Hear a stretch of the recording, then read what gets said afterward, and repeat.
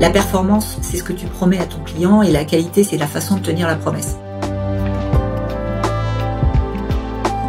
Une chose fondamentale, c'est comment on transforme le management d'une chaîne de contrôle en une chaîne d'aide.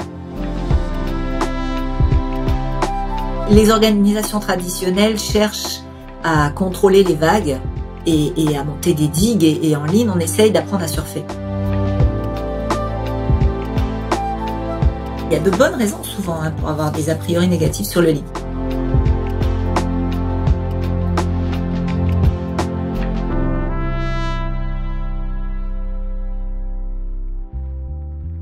Bonjour Cécile. Bonjour. Merci d'avoir accepté mon invitation et d'être venu dans un podcast, le podcast Tech On part en prod. Je dois t'avouer que ça va être un épisode spécial. Parce que d'habitude, je maîtrise assez, plus ou moins, mais globalement, en général, j'ai une bonne vision du métier de mes invités. C'est-à-dire que comme on a un podcast tech, si j'invite un UX UI, je sais à peu près ce que c'est, connais son métier et je vois très bien. Pareil pour un développeur, un architecte ou un Scrum Master ou ce genre de choses.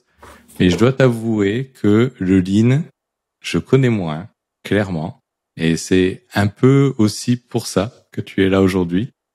Parce que je suis hyper curieux de creuser le Lean et de te poser des questions. Mais du coup, c'est sûr que j'ai moins de connaissances le Lean par rapport à mon monde de l'IT et du développement d'applications. Et donc du coup, ça aura un peu confronté nos points de vue.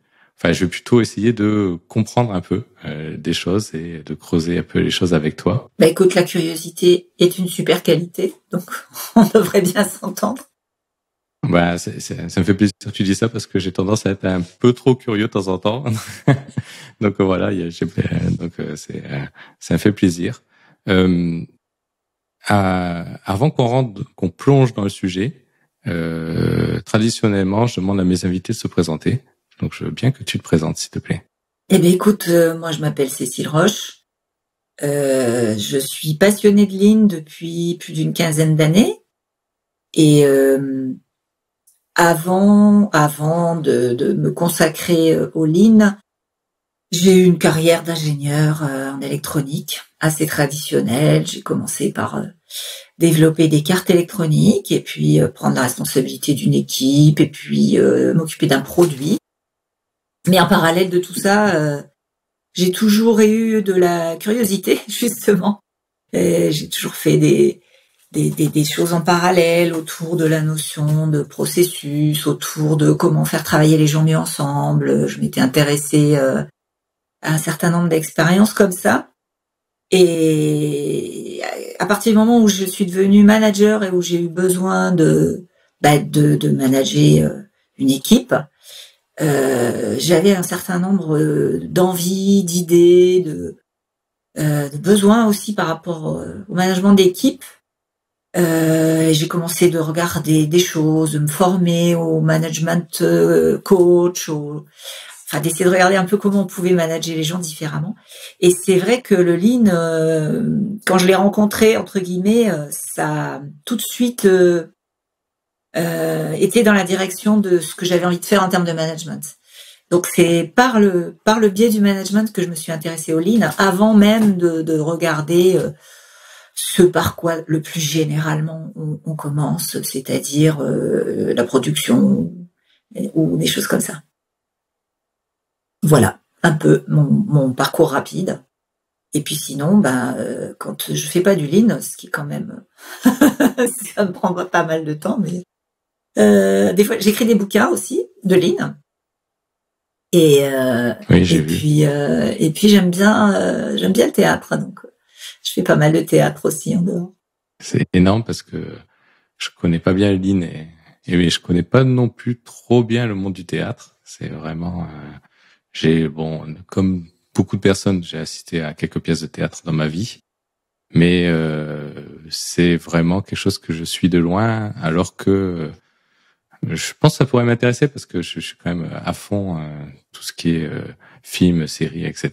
Donc il y a quand même un lien. Mais je suis une grande fan du spectacle vivant, plus largement que le théâtre d'ailleurs. Regarder des comédiens ou des comédiennes faire des choses en vrai, transmettre, transpirer. Le théâtre de rue, le théâtre, tout le spectacle vivant. J'étais à Avignon là la semaine passée. Waouh, je me régale. D'accord. Je me fais une orgie de théâtre, c'est chouette. On commence par la question de base. Le lean, c'est quoi? On a combien de temps là? Il y a plein de façons de parler du lean. Alors la façon un peu, je vais dire d'ingénieur, parce que quand même dans le monde de l'industriel, on a tous un peu des cerveaux rationnels. C'est de dire que il y a pourquoi on fait du lean, comment on en fait et comment ça marche en fait, c'est quoi au quotidien. Donc pourquoi on fait du lean, faut pas oublier que tout ça c'est une démarche d'entreprise, donc c'est une démarche de compétitivité, mais compétitivité dans le sens complet du terme, c'est-à-dire c'est pas compétitivité en cassant les coûts, c'est compétitivité en cherchant à avoir un avantage compétitif. Et le premier moyen d'avoir un avantage compétitif, c'est de faire des meilleurs produits que les autres, faire des produits qui vont vraiment plaire aux clients, qui vont lui donner autre chose que juste remplir son besoin, mais qui vont vraiment faire un effet waouh et dans lequel il y a une forme d'émotion. Donc ça, c'est le premier élément de la compétitivité qui va nous faire avoir, si tout va bien, de la croissance, puisque si les clients aiment nos produits, ils vont les acheter. Et puis le deuxième élément de la compétitivité, c'est de les faire bien, ces produits, pour gagner de l'argent avec, pour être rentable, parce que toute entreprise a besoin de rentabilité.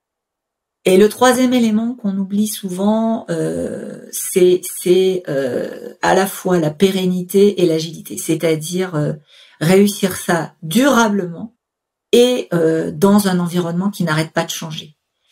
Et là intervient un volet fondamental, c'est que la profonde croyance qu'on a en lean et qu'on démontre par l'expérience, c'est que tout ça ne peut pas se produire sans les gens. C'est les gens qui vont nous permettre à la fois d'avoir l'agilité, c'est-à-dire la capacité à répondre aux situations inattendues, et la pérennité, c'est-à-dire le fait que cette performance, à la fois en ayant les bons produits et en les faisant bien, on va l'avoir durablement.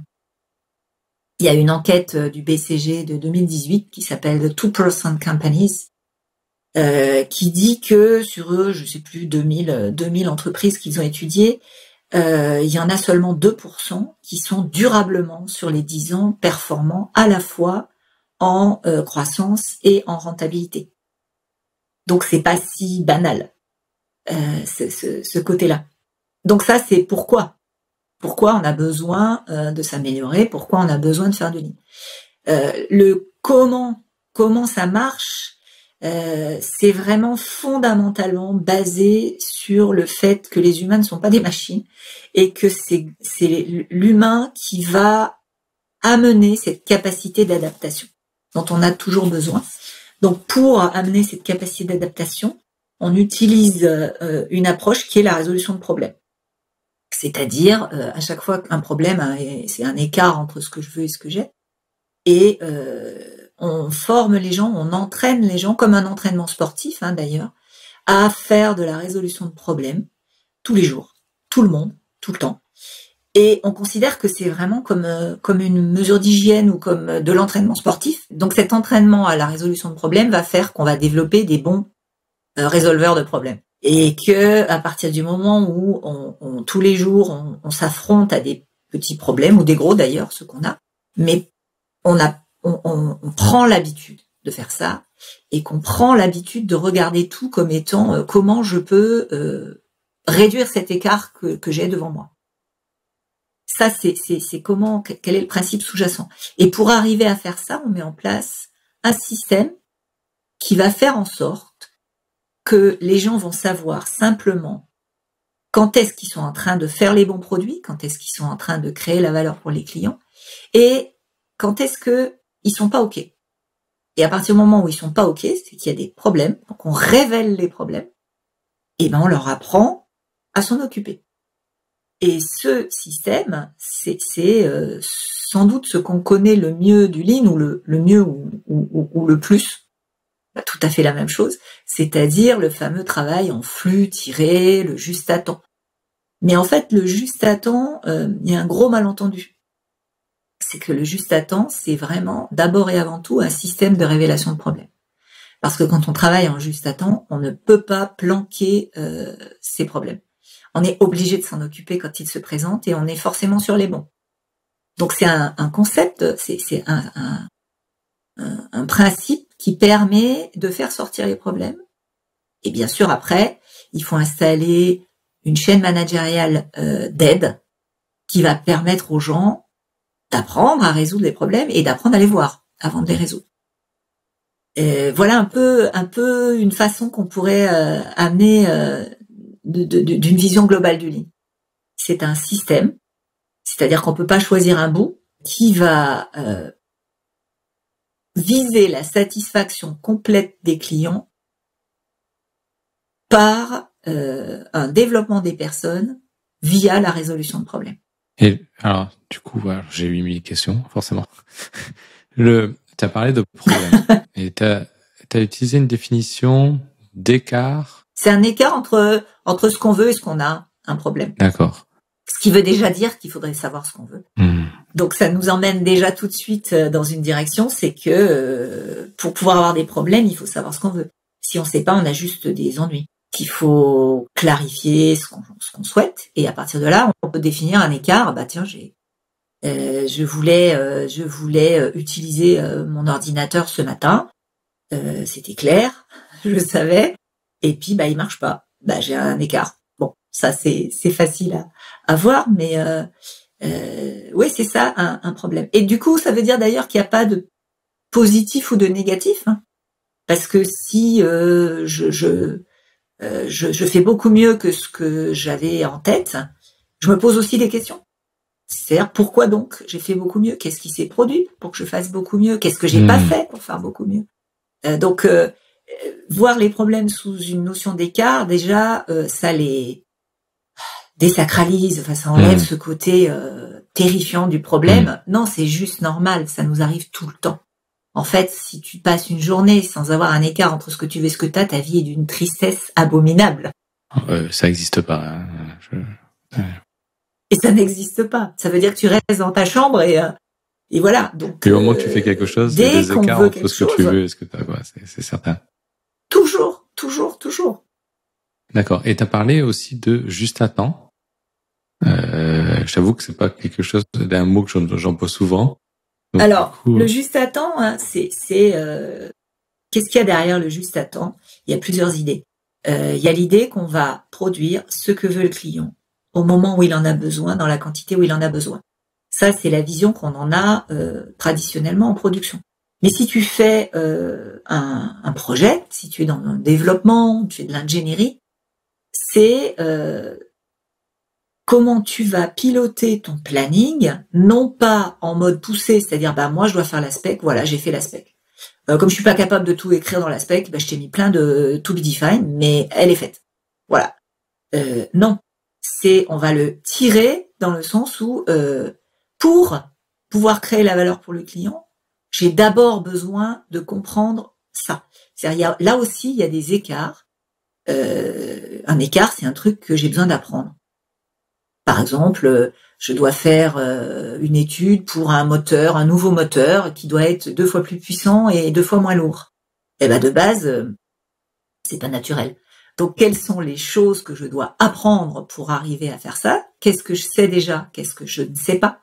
Et comment je vais travailler d'abord sur ce que je ne sais pas et travailler l'ordre de mon travail est tiré par le besoin d'apprentissage par rapport au client. Donc c'est la même logique. Le juste à temps, on parle de flux tiré par le client, puisqu'on fait ce que le client a besoin à un moment où il en a besoin. Donc c'est tiré par le besoin du client. Et c'est la même chose dans les études. Ça va être tiré par nos besoins d'apprentissage. Quel est l'apprentissage que j'ai besoin de développer pour être capable de régler ce problème du client? Puisque quand je fais un projet, une étude, un logiciel, un système, un service, c'est pour régler un problème du client là aussi. Donc qu'est-ce que j'ai besoin d'apprendre d'abord? Dans quel ordre je dois apprendre les choses? Donc c'est tiré par ça et non plus poussé par une logique, je dirais artificielle de on fait ça, puis ça, puis ça, puis moi j'ai fini mon boulot, à toi. C'est plutôt de quoi toi tu as besoin pour pouvoir répondre à ce besoin du client et tu me demandes ce dont tu as besoin, je vais focaliser mon énergie sur ce dont toi tu as besoin. Alors c'est ce que je pressentais un petit peu avant d'enregistrer avec toi, c'est que il y a des choses qu'on fait nous dans l'agilité, dans Scrum, qui ont des éléments qui nous rassemblent, on va dire. Clairement, le juste à temps, moi je le vois très proche de la démarche itérative où on essaye de pas solutionner le problème sur le long terme, mais de solutionner le problème qu'on a maintenant et de pas essayer de sur-ingénioriser, je sais pas si ce mot existe, mais d'essayer d'apporter une solution qui apporte trop de valeur par rapport à ce qu'on a besoin maintenant, en fait. Alors, j'aime pas beaucoup l'idée de trop de valeur ou pas assez de valeur. Hein. C'est un truc. C'est peut-être juste du vocabulaire. Hein, c'est pas dans l'intention, mais c'est comme la surqualité. Je suis très très défavorable à l'emploi du mot de surqualité parce que j'aime bien cette définition qu'on utilise avec les gens avec qui je travaille, qui est de dire la performance, c'est ce que tu promets à ton client et la qualité, c'est la façon de tenir la promesse. Donc si tu fais une promesse, tu la tiens. Parce que si tu tiens pas tes promesses envers tes clients, t'es mal barré. Il va pas être heureux. Donc le sujet, c'est est-ce que la performance que tu lui promets est vraiment celle dont il a besoin.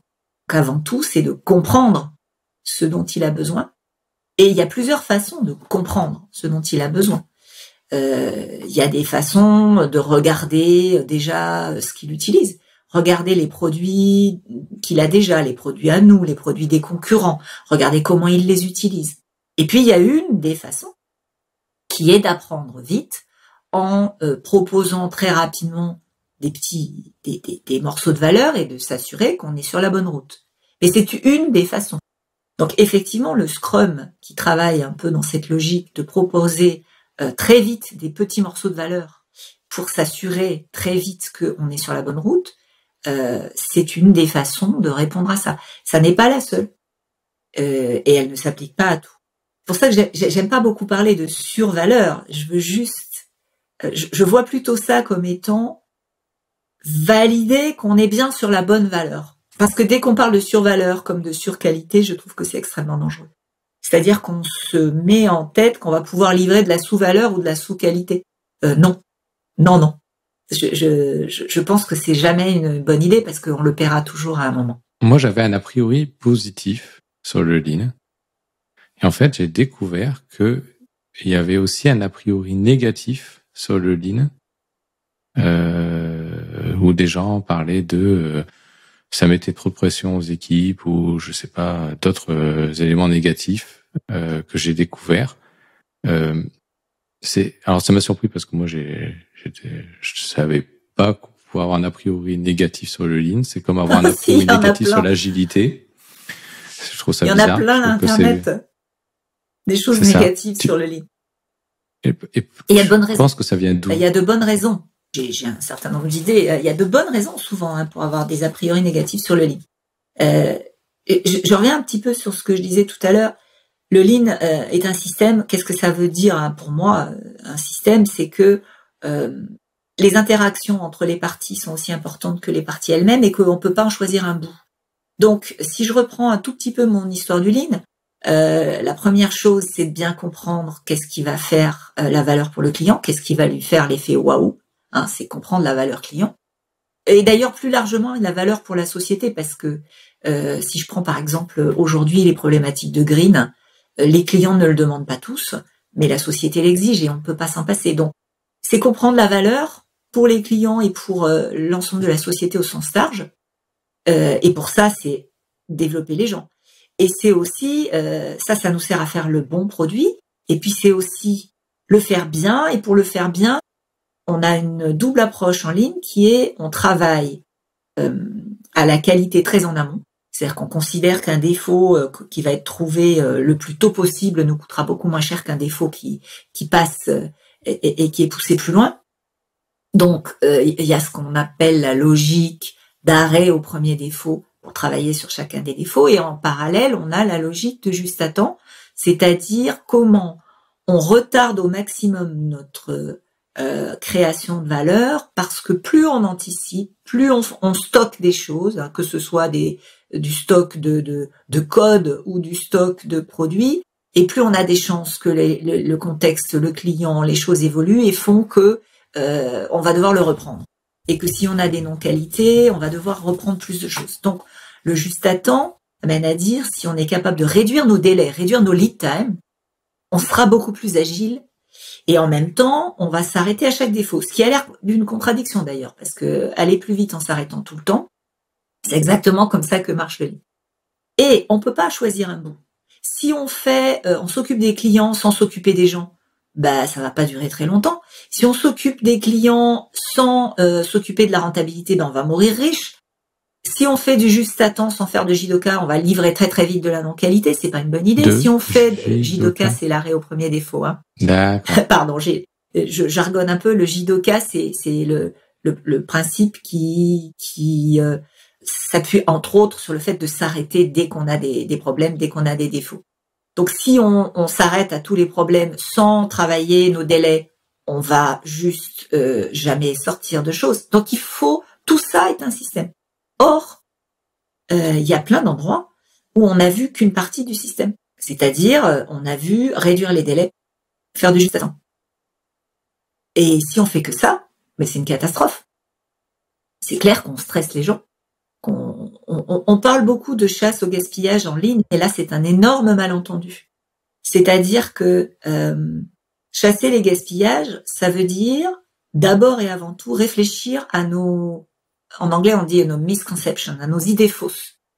Quelles sont toutes les idées fausses qui font perdre du temps aux équipes? Autrement dit, une façon de voir le sujet, c'est quand je demande à un manager la semaine dernière, sur tout ce que tu as fait avec ton équipe, quel est le pourcentage de temps que tu as passé avec eux pour les aider à créer de la valeur et quel est le pourcentage de temps que tu as passé avec eux qui ne les aide absolument pas à créer de la valeur. Parce que tu leur as demandé un reporting, un truc, un machin, qui dans l'absolu n'aide absolument pas à créer de la valeur. Le problème, c'est que très souvent, cette proportion, elle est totalement inversée. C'est-à-dire que toutes les idées fausses qu'on a nous amènent à demander des choses aux équipes qui leur font perdre du temps précieux pour créer de la valeur. Et quand on dit chasser les gaspillages, c'est ça qu'on chasse. Mais il y a eu beaucoup de malentendus là-dessus, c'est-à-dire que on a entendu on laisse plus les gens respirer, on les fait courir plus vite, et on est dans un stress total.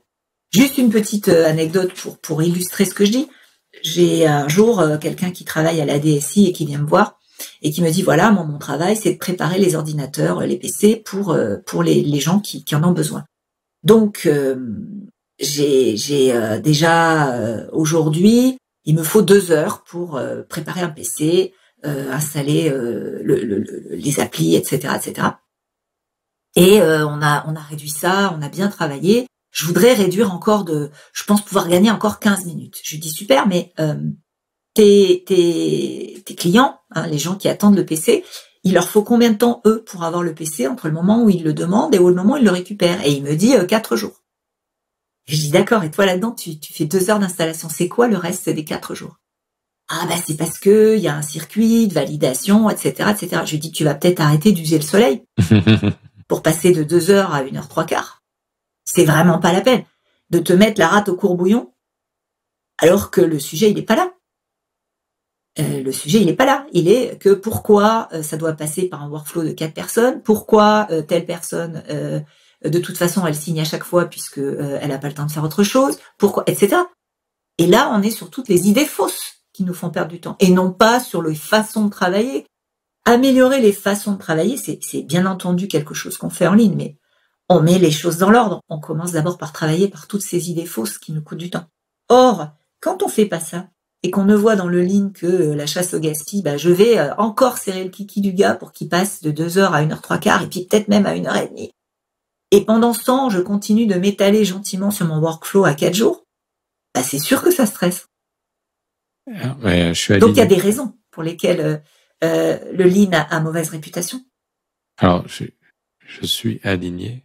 Et en fait, on le voit dans énormément d'organisations, les process et les workflows, ça rend fou les gens, en fait, clairement. Et c'est pas vraiment la productivité des tâches en soi qui est un vrai problème. Mais du coup, comment tu peux faire, en fait? C'est-à-dire, c'est que, imaginons que, en quoi le lean va pouvoir régler un petit peu une partie de cet élément-là? C'est pour ça que au tout début, je te disais que moi je suis rentrée dans le lean par le côté managérial. C'est-à-dire que ce qui m'a d'abord intéressée dans le lean avant que j'en comprenne un certain nombre de rouages et ça fait 15 ans que j'apprends encore sur le lean, donc c'est loin d'être fini, mais ce qui m'a d'abord intéressée, c'est la dimension managériale. C'est-à-dire ça sonnait chez moi avec une envie que j'avais de travailler différemment avec les gens.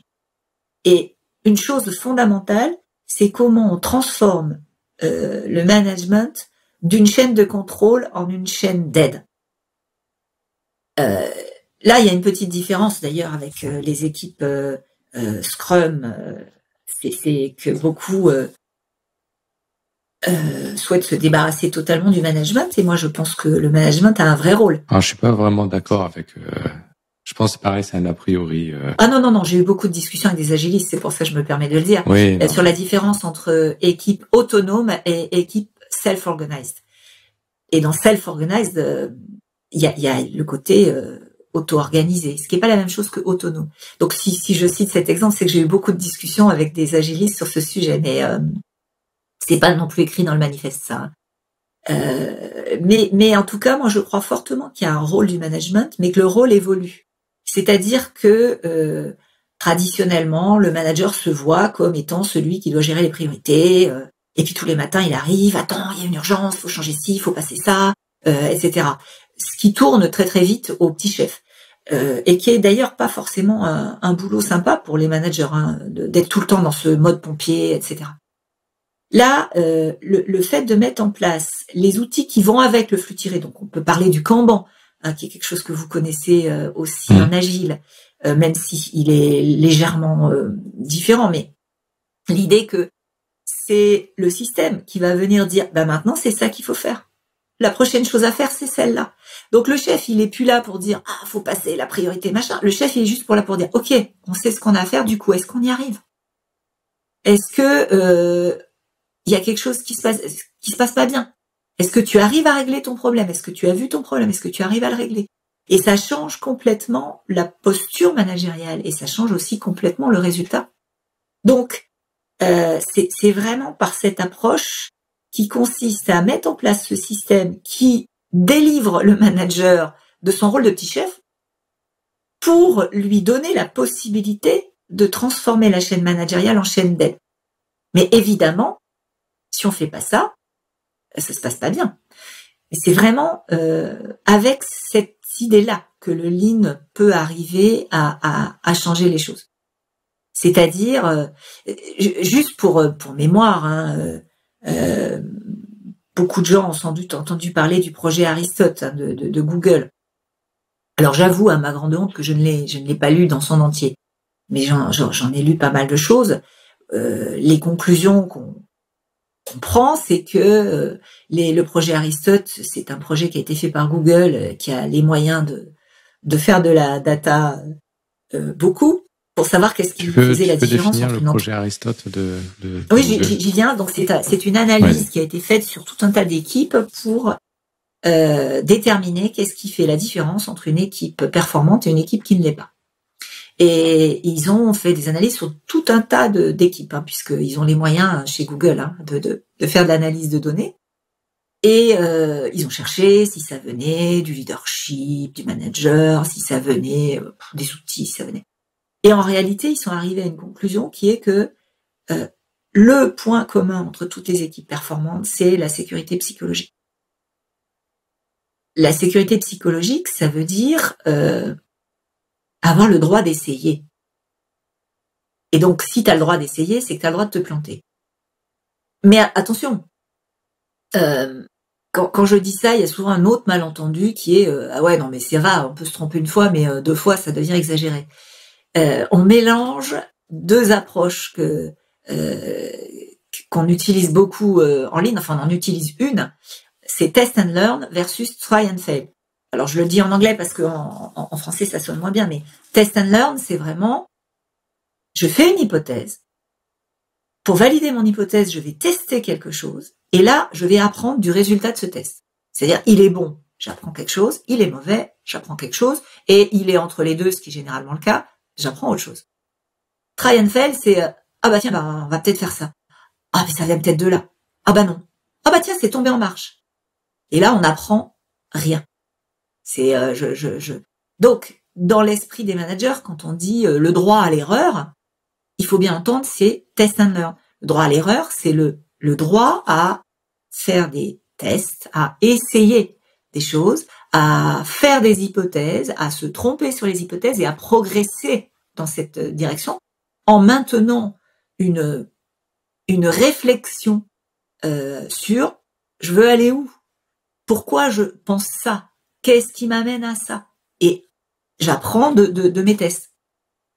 C'est pas le droit à l'erreur dans le sens où je fais n'importe quoi et puis si ça marche ou pas. Voilà, je voulais pas employer les grands mots de la démarche scientifique, mais c'est exactement ce qu'il y a derrière. Oui, mais et la démarche scientifique, quand on démarre le test, on se dit, on essaie de voir comment on va mesurer le résultat aussi. Tout à fait. Et quand je disais pour avoir un problème, il faut savoir où on veut aller. C'est aussi ce que je veux dire, c'est-à-dire c'est que je fais une hypothèse, je voudrais être là, j'ai un écart et là je peux travailler dessus. Donc le management, il est là pour aider à faire tourner ça, cette chaîne d'aide, elle est là. Et la sécurité psychologique dont on parle dans ce projet Aristote, pour moi c'est ça, c'est-à-dire garantir la possibilité de faire des hypothèses, de les tester, de se tromper. Parce qu'on apprend. Et c'est ça qui fait la différence entre une équipe efficace et une équipe qui ne l'est pas. En tout cas, c'est ce qui ressort de cette étude de Google. Et vraiment, j'y crois profondément et toute mon expérience me conforte dans l'idée que c'est vrai. C'est-à-dire que le manager est bien là pour donner la direction. La direction, c'est l'endroit où on veut aller. Donc, quel est le produit qu'on veut sortir? Comment on va y aller? On donne une direction, mais il est là pour laisser chacun, et au contraire, non pas seulement laisser, mais mobiliser les gens sur le fait de faire des hypothèses et de résoudre des problèmes dans le sens de cette direction, et pour leur apprendre à résoudre les problèmes. Et non pas pour leur amener des solutions qu'il a dans la tête, parce que quand il était petit, on faisait comme ça, et que donc, il y a qu'à faire comme ça. Donc, c'est vraiment un changement profond dans le rôle du management. Et j'espère, et en tout cas mon expérience montre que quand ce changement il se produit, c'est là où effectivement le Lean amène des réponses. C'est une voie difficile, j'ai l'impression. C'est une voie super exciting. Oui, voilà, d'accord. C'est difficile et super fun. Oui. C'est-à-dire que oui, évidemment, il y a des gens qui n'ont pas envie. Il y a des gens qui n'ont pas envie, hein. Il y a des managers qui n'ont pas envie. Finalement, assez peu. Parce que, effectivement, celui qui adore faire le petit chef, commander, décider que c'est moi qui dis les priorités, arrête tout, tu fais pas ça. Il y a des gens qui adorent faire ça. Ben, ils sont très malheureux dans le Lean. Mais il y en a pas tant que ça. Et puis, il y a aussi beaucoup de managers qui sont obligés de jouer ce rôle de pompier parce qu'ils savent pas faire autrement, et qui, le jour où on arrête ça, mais ils se sentent waouh, moi j'ai des managers qui m'ont dit je dors beaucoup mieux. Je dors beaucoup mieux depuis que je suis plus obligée d'éteindre tous les incendies tous les matins. Je vis beaucoup mieux. Donc ouais, c'est difficile parce que c'est tout un tas d'idées simples qui deviennent compliquées, enfin pas compliquées d'ailleurs, qui deviennent difficiles parce qu'il faut les faire tous les jours, tout le temps, tout le monde. Et c'est ça qui devient difficile. C'est que quand tout va bien, mais c'est quand ça commence à aller mal que ça devient intéressant, et c'est là où on a tendance à rentrer en mode panique. Et je vois pourquoi ça me ça me titille de creuser un peu le lean et je vois un petit peu l'intérêt dans améliorer l'organisation. C'est-à-dire, en gros, trouver un système pour faire en sorte que l'entreprise marche mieux, avec la définition que tu as donnée, hein, on est d'accord. Ce que j'ai du mal, c'est est-ce que aujourd'hui nous on fait du Scrum sur la partie développement d'applications. Donc c'est qu'une sous-partie de ce que fait notre entreprise. Parce que forcément, on a toutes les composantes d'une entreprise normale. Et donc, du coup, on a ce problème de vision, management, organisation. Quel est le produit, comment, c'est quoi la qualité qu'on attend, etc., etc. Je vois l'apport de Lean qu'il pourra avoir au niveau de notre entreprise, mais sur la partie développement logiciel, est-ce que ça peut remplacer Scrum? Est-ce que c'est un complément? Est-ce que je vois moins dans le concret de bâtir du code en fait? Ouh là là, il y a plein de questions derrière ce point-là. J'imagine bien. Je vais essayer d'en citer 2 ou 3 qui me paraissent très importants. Il y en a une qui est très importante, sur lequel nous avons une vraie différence entre le Scrum et le Lean. C'est que en Scrum, vous séparez le produit et le process. C'est-à-dire qu'il y a quelqu'un qui est responsable produit, product owner, et il y a quelqu'un qui est responsable du process, c'est le Scrum Master. En Lean, on travaille vraiment, et c'est une des choses les plus difficiles à réussir d'ailleurs, autour du rôle d'une personne clé au niveau des développements, qui est le Chief Engineer. Et le Chief Engineer, c'est la personne qui réconcilie le produit et le process. Alors, c'est très difficile à mettre en place. Pourquoi ? Parce que quand je dis ça, la personne est à la fois responsable du produit et du process. On me dit, c'est un homme orchestre qui doit tout savoir faire. C'est pas possible sur les gros projets, etc. Bien sûr que non. Mais qu'est-ce qu'on entend par réconcilier le produit et le process? C'est que le Chief Engineer est celui qui comprend le mieux qu'est-ce qui crée la valeur pour le client. C'est celui qui comprend le mieux ce qui va faire plaisir au client. Mais c'est aussi celui qui, en ayant bien compris ça, va choisir quel est le process pour y arriver. Et il fait pas ça tout seul, il s'appuie sur des métiers forts, parce que pour pouvoir faire ça, pour pouvoir réussir ça, il faut qu'il y ait des tensions. C'est ça qui est au cœur du Lean d'ailleurs, c'est une chose difficile à comprendre, c'est que on est tout le temps dans la tension, mais dans la tension créatrice.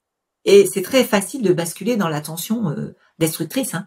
Qu'est-ce que c'est qu'une tension créatrice pour un Chief Engineer? C'est qu'il va avoir d'un côté une vision très claire de ce que veut le client, de ce dont il a vraiment besoin, de ce dont il a vraiment envie, et puis de l'autre côté des métiers qui vont lui dire « Non mais attends, t'es gentil, mais ça on sait pas le faire ». Et il va y avoir cette tension qui est de dire ok, qu'est-ce qu'il faut qu'on apprenne, jusqu'où il faut qu'on aille, et qui est tout le temps avec des gens qui sont dans le métier, qui vont pouvoir aller plus loin, mais qui vont savoir aussi quand est-ce qu'on se met à délirer. Et c'est ce truc d'aller vers ce que veut le client. Donc il y a tout le temps cette tension. Et si on sépare d'un côté celui qui s'occupe du produit, comme on le fait souvent dans les projets, on a un chef de projet qui va plutôt s'occuper des sous et du planning, et puis des ingénieurs système ou ce qu'on veut qui vont s'occuper du produit, on arrive à une situation où les gens qui décident, c'est ceux qui ont les sous qui décident, et les gens qui connaissent, c'est pas les mêmes. Or, qu'est-ce qui nous coûte de l'argent dans nos entreprises? C'est quand on prend des décisions alors qu'on n'a pas la bonne connaissance, et donc on décide des sottises. Et c'est vraiment très difficile de faire marcher un système où les gens qui décident ne sont pas ceux qui savent. Ce qu'on cherche avec le Chief Engineer, c'est à réconcilier celui qui sait et celui qui décide. Ça ne veut pas dire qu'il fait tout, on est plus proche du chef d'orchestre que de l'homme orchestre, évidemment. Néanmoins, il faut reconnaître que c'est quand même des sacrées pointures, les bons Chief Engineers. C'est-à-dire quelqu'un qui est capable d'avoir une bonne compréhension du produit, un bon réalisme aussi, et puis qui est capable de mettre en place le bon process pour faire travailler les équipes. Et c'est pas un perdreau de l'année, hein, c'est sûr. C'est des profils lourds, mais c'est cette réconciliation du produit et du process. Pourquoi ? Parce que chaque fois qu'on sépare le produit et le process, ça diverge. Il y a une divergence. C'est un premier écart majeur qu'on a dans la structuration entre le Scrum et le Lean. Le deuxième écart, je les donne pas dans l'ordre d'importance, c'est dans l'ordre auquel ils me viennent, c'est la notion de cadencement. Dans le Scrum, il y a un cadencement qui est fait sur les sprints. Donc c'est un découpage, j'ai envie de dire, relativement artificiel du temps, qui pousse vers deux choses. Et si je dis des bêtises, tu me corrigeras, parce que je suis pas une spécialiste totale du Scrum, mais ça pousse d'abord à apprendre, c'est-à-dire qu'avec des cycles rapides, on est capable de sortir de la valeur rapidement et de valider rapidement qu'elle est bonne, donc d'apprendre. Et puis deuxième point, c'est que ça devrait aussi pousser à s'améliorer, puisque sur un cycle court, toute la partie, je dirais le talon, hein, qui n'est pas vraiment le développement pur, il faut le réduire, il faut l'optimiser pour pouvoir avoir plus de temps pour créer la valeur. Donc c'est les intentions positives qu'il y a derrière cette logique de Scrum. Par contre, quand on se met au niveau d'un système où il y a le logiciel dedans, mais il y a d'abord, avant de démarrer le logiciel, il peut y avoir d'autres choses. Enfin, qu'est-ce qui nous dit qu'il y a une logique à cadencer notre système sur un découpage artificiel qui convient très très bien au logiciel ? Très vraisemblablement, rien. Donc là, ce qu'on essaie de faire avec le Lean, et le Lean en ingénierie, et en particulier une pratique autour de la planification, c'est comment on va cadencer notre système complet, non pas sur un rythme imposé artificiellement au niveau du logiciel, mais sur un rythme nécessaire d'apprentissage. Alors, encore une fois, on en revient là. Pour faire ce développement, qu'est-ce qu'il nous faut apprendre et dans quel ordre ? Parce qu'on ne va pas pouvoir tout apprendre à la fois. Et quels sont les apprentissages qui sont liés les uns aux autres ? C'est-à-dire qu'on ne pourra s'occuper de ça que quand on aura déjà compris ça. Et c'est cette logique de compréhension des apprentissages qui va nous servir à cadencer notre planning de développement global auquel va se raccrocher le planning du Scrum si on a trouvé qu'il était une bonne idée que les développements logiciels correspondants se fassent en Scrum. Mais c'est dans ce sens-là et non pas dans l'autre. C'est-à-dire qu'on part sur une vision du système complet pour voir où sont les besoins d'apprentissage, cadencer notre développement sur ces besoins d'apprentissage et raccrocher derrière les différents développements qui peuvent s'y raccrocher, y compris le logiciel. Donc ça, c'est un deuxième point d'écart, je dirais, ou de complémentarité. Et puis le troisième point, c'est que le Scrum convient bien quand on fait des développements, mais pas du tout pour déterminer une architecture. C'est-à-dire que quand la quantité de connaissances à acquérir est importante, on ne sait pas encore très bien comment on va répondre à ce gros problème du client, je pense qu'il y a d'autres choses à faire avant de se lancer à faire des itérations. J'ai plein de remarques, je t'ai laissé dérouler parce que je voulais avoir la vision des 3 points, je les ai notés les 3 points. Et j'ai des remarques sur les 3 points. Le premier point me plaît beaucoup parce qu'en fait, c'est là où, par exemple, chez nous, chez Exabrica, on fait pas du Scrum à 100% et on fait une entorse du Scrum parce qu'en fait, on a la conviction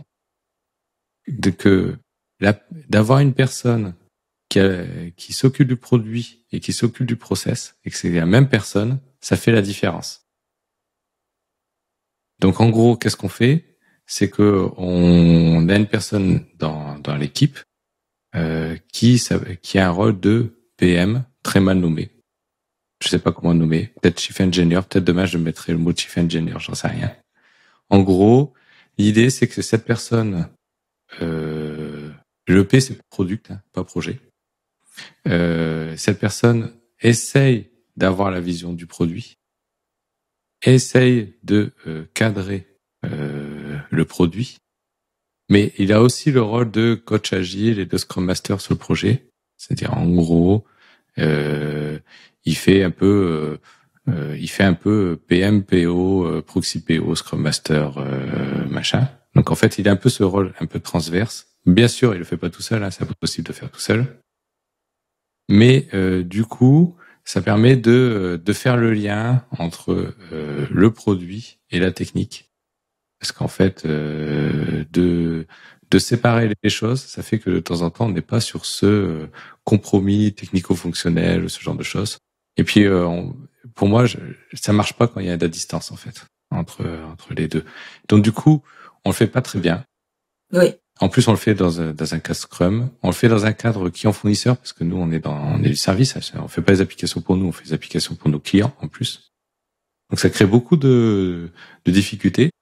Mais on a compris une chose, c'est on peut pas être juste dans le rôle delivery, c'est-à-dire dans le rôle de process exécution. On est obligé de remonter. Et en fait, on a forcément quelqu'un qui est en train de remonter et qui challenge le produit, qui essaie de comprendre le produit, qui essaie de comprendre pourquoi, qui essaie de remonter aux utilisateurs qui vont faire le produit, etc. Donc tu vois, on essaye de faire ça, peut-être un peu mal aujourd'hui, mais on itère un peu autour de cette idée, comment on s'améliore, etc. L'étape suivante, ça pourrait être quand cette personne va se libérer du Scrum. C'est-à-dire pouvoir choisir son process. Peut-être. Je pense qu'il y a des moments où le Scrum n'est pas forcément adapté. Oui, peut-être. Et quand je dis le Chief Engineer, il choisit son process, c'est vraiment que en fonction de la quantité d'apprentissage, en fonction du contexte, le process va pas être le même.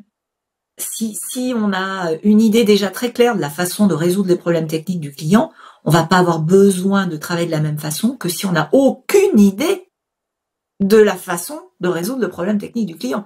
On imagine bien que ça va pas du tout être la même façon de travailler. Alors, dans la théorie, je suis d'accord. On rejoint un peu ton deuxième sujet du cadencement. Imposer un rythme, ça permet d'être dans l'action et d'avancer. C'est-à-dire, si on avait des organisations agiles et lean, globales, ça marcherait, en fait. Mais souvent, c'est, en fait, tout n'est pas comme ça.